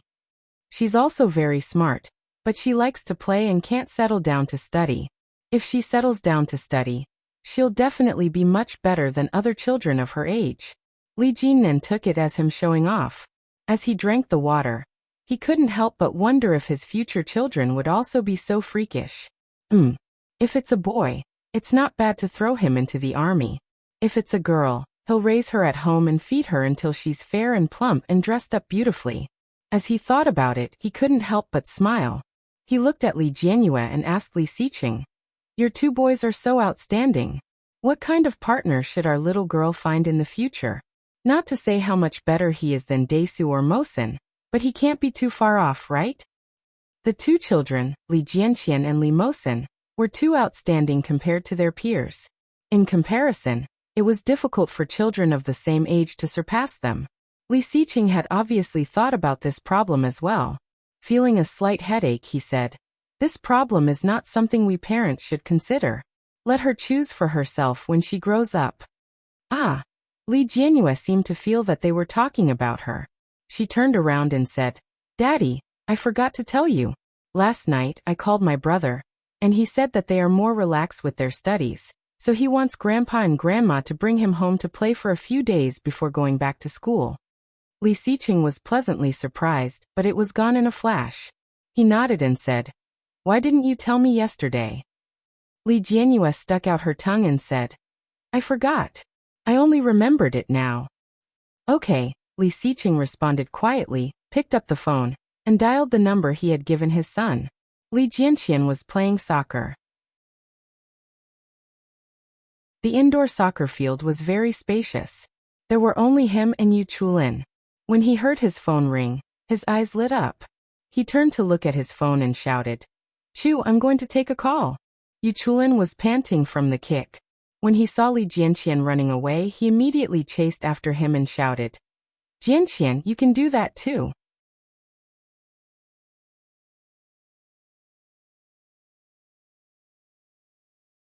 Chapter 1864.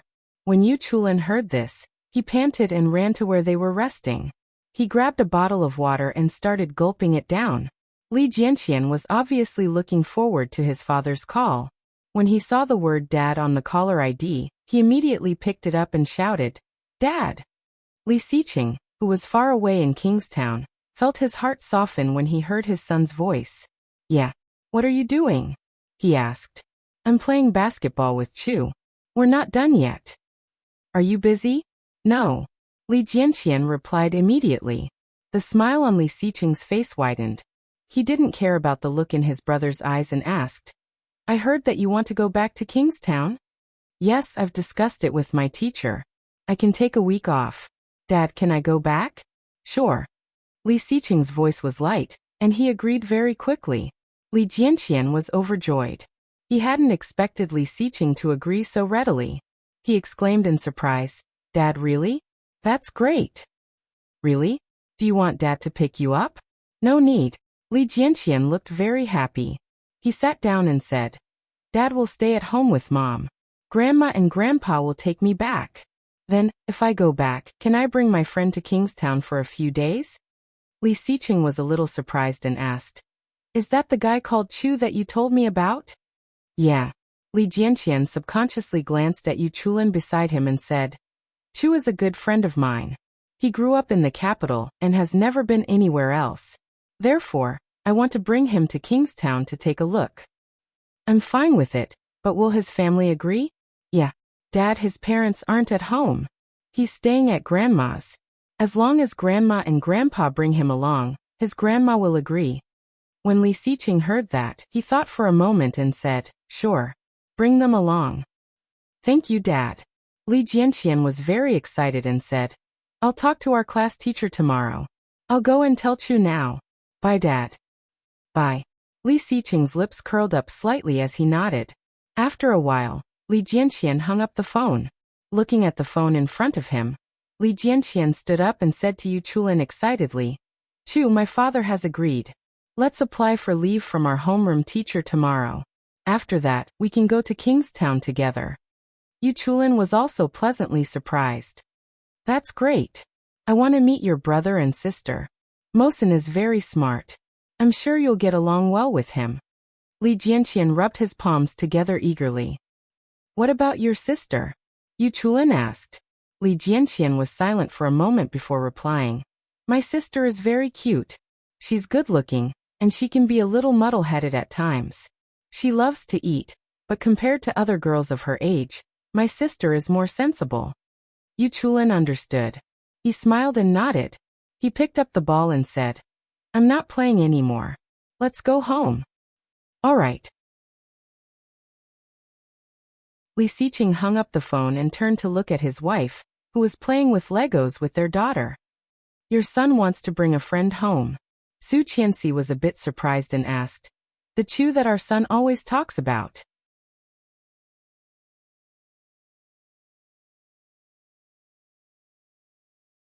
Chapter 1865.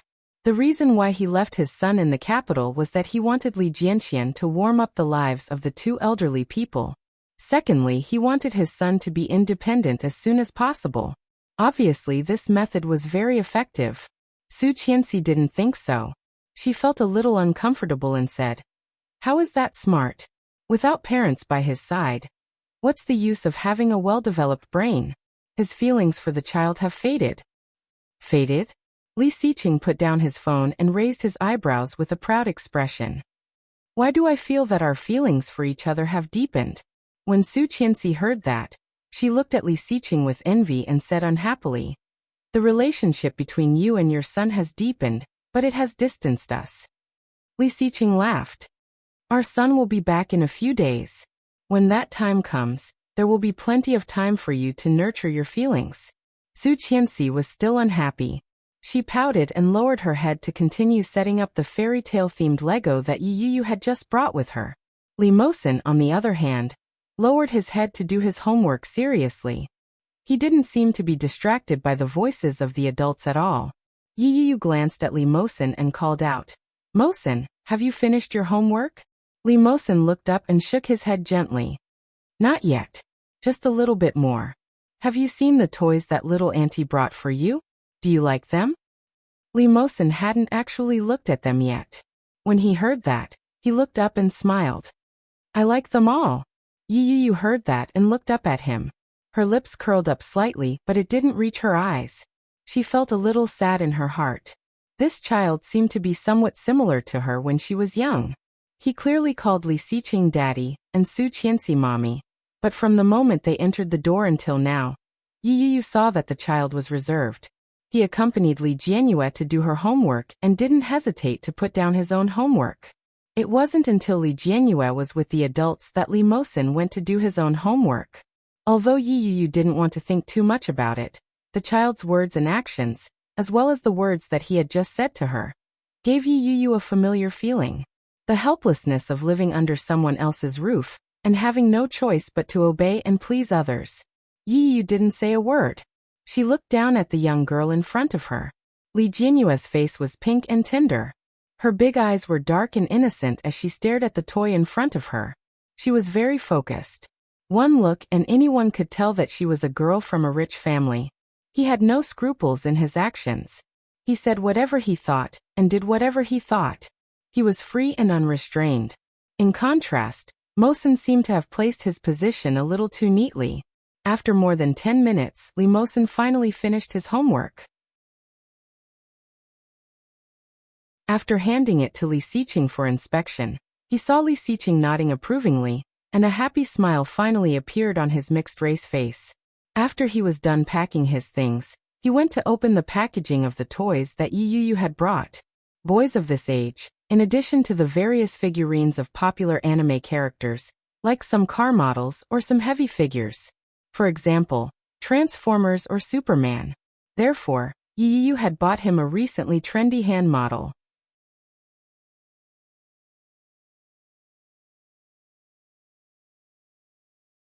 Chapter 1866. Hearing that, Su Qianxi suddenly felt a little uncomfortable when she saw Li Mosin holding the model box with a look of surprise on his face. Looking at Mosin, Su Qianxi walked over and asked, "Which TV show is this person from?" "It's not a TV show. It's a character from a comic book.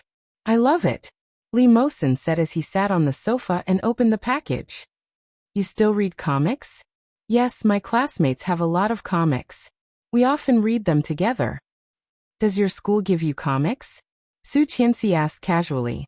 Li Mosin paused in the middle of opening the package. He lowered his head guiltily and said, "The school doesn't give them to me." "You secretly took it?" Su Qianxi pinched his little face, feeling a bit annoyed. Li Mosin shrunk his neck and said, "Well, we read them after class. We don't read them during class." Su Qianxi saw him like this and felt helpless. She chuckled and said, "I'm not scolding you. I used to do this when I was in school." Li Mosin didn't expect this. He looked up and blinked. "Mom, were you like this before?" "Everyone is like this. Everyone has their own ideas. It's impossible to be completely obedient.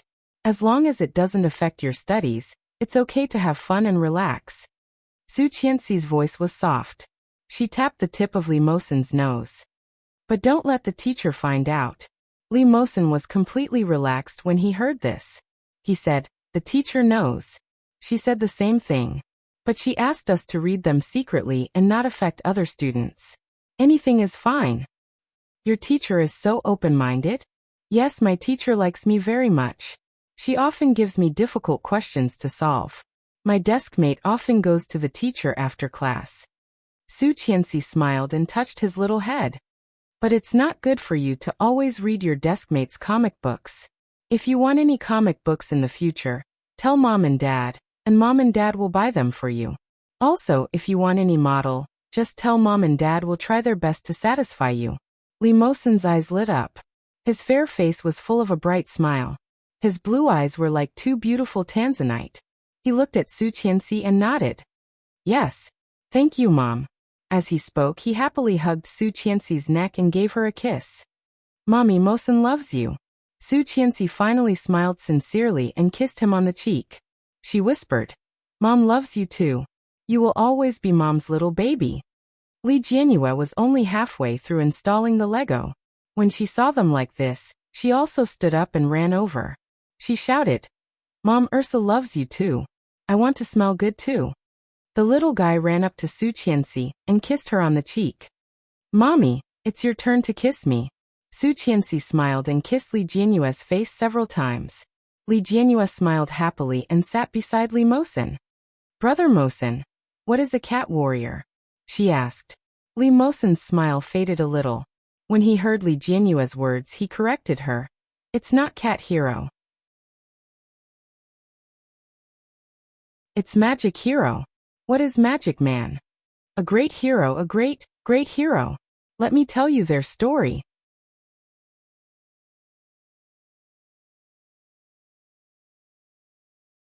Chapter 1867.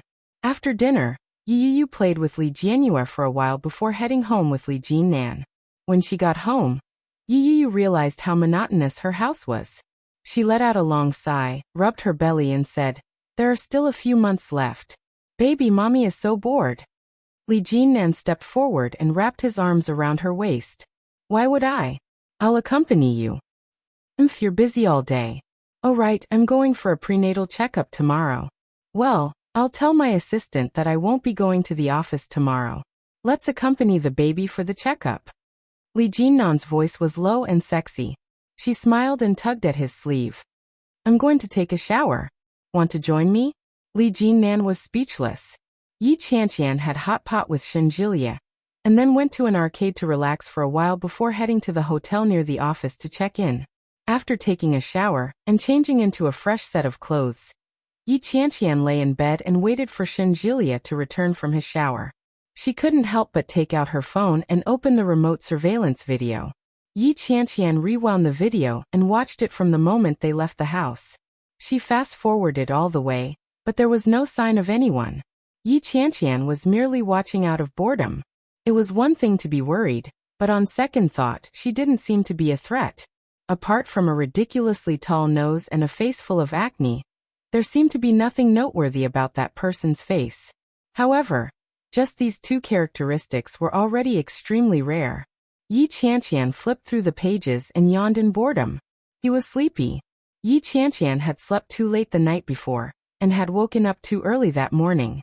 She had also suffered a shock. Her energy seemed to have been depleted. The image on the phone dimmed bit by bit. The fast-forward was not particularly exaggerated, and it was enough to clearly see every scene and every moment. The powerful night vision function displayed the entire pitch-black house on the screen. Even though there was no light in the house, he could still see everything inside clearly. However, all of a sudden, a shadow appeared in the dark room. Yi Qianqian's drowsiness was immediately chased away, and she stood up straight. His heartbeat suddenly seemed to jump up to his throat, terrifying and turbulent. Yi Qianqian paused the video and saw a shadow in the distance. It was a person. He looked a little tall and strong, wearing a cap and a black t-shirt. He was sneakily walking inside. Yi Qianqian's hand trembled and she dropped her phone. She shouted, "Old Shun." Shenjilia had just finished showering and was drying his hair as he walked out. When he heard Yi Qianqian's voice, he was startled. He looked over and asked, "What's wrong?" Yi Qianqian's body was visibly stiff. She turned her head to look at him with obvious fear on her face. "There's someone at home." Shenjilia's heart skipped a beat. He strode forward and looked at the screen on the phone. On the screen, a tall man was standing impressively. The video was paused, and it made people's hair stand on end. Shenjilia looked at the time. It was almost midnight. At this time, for normal office workers, most of them were already asleep. To sneak up at this time, he must be hiding something. You're tuning in to the Li Mei's Wuxia Whispers YouTube channel. We're so grateful for your support, and don't forget to subscribe to join us on this incredible journey through captivating stories. Your generosity through donations truly makes a world of difference, as it's the primary source of revenue that allows me to expand and enhance this channel for you. Thank you from the bottom of my heart for being a part of this adventure.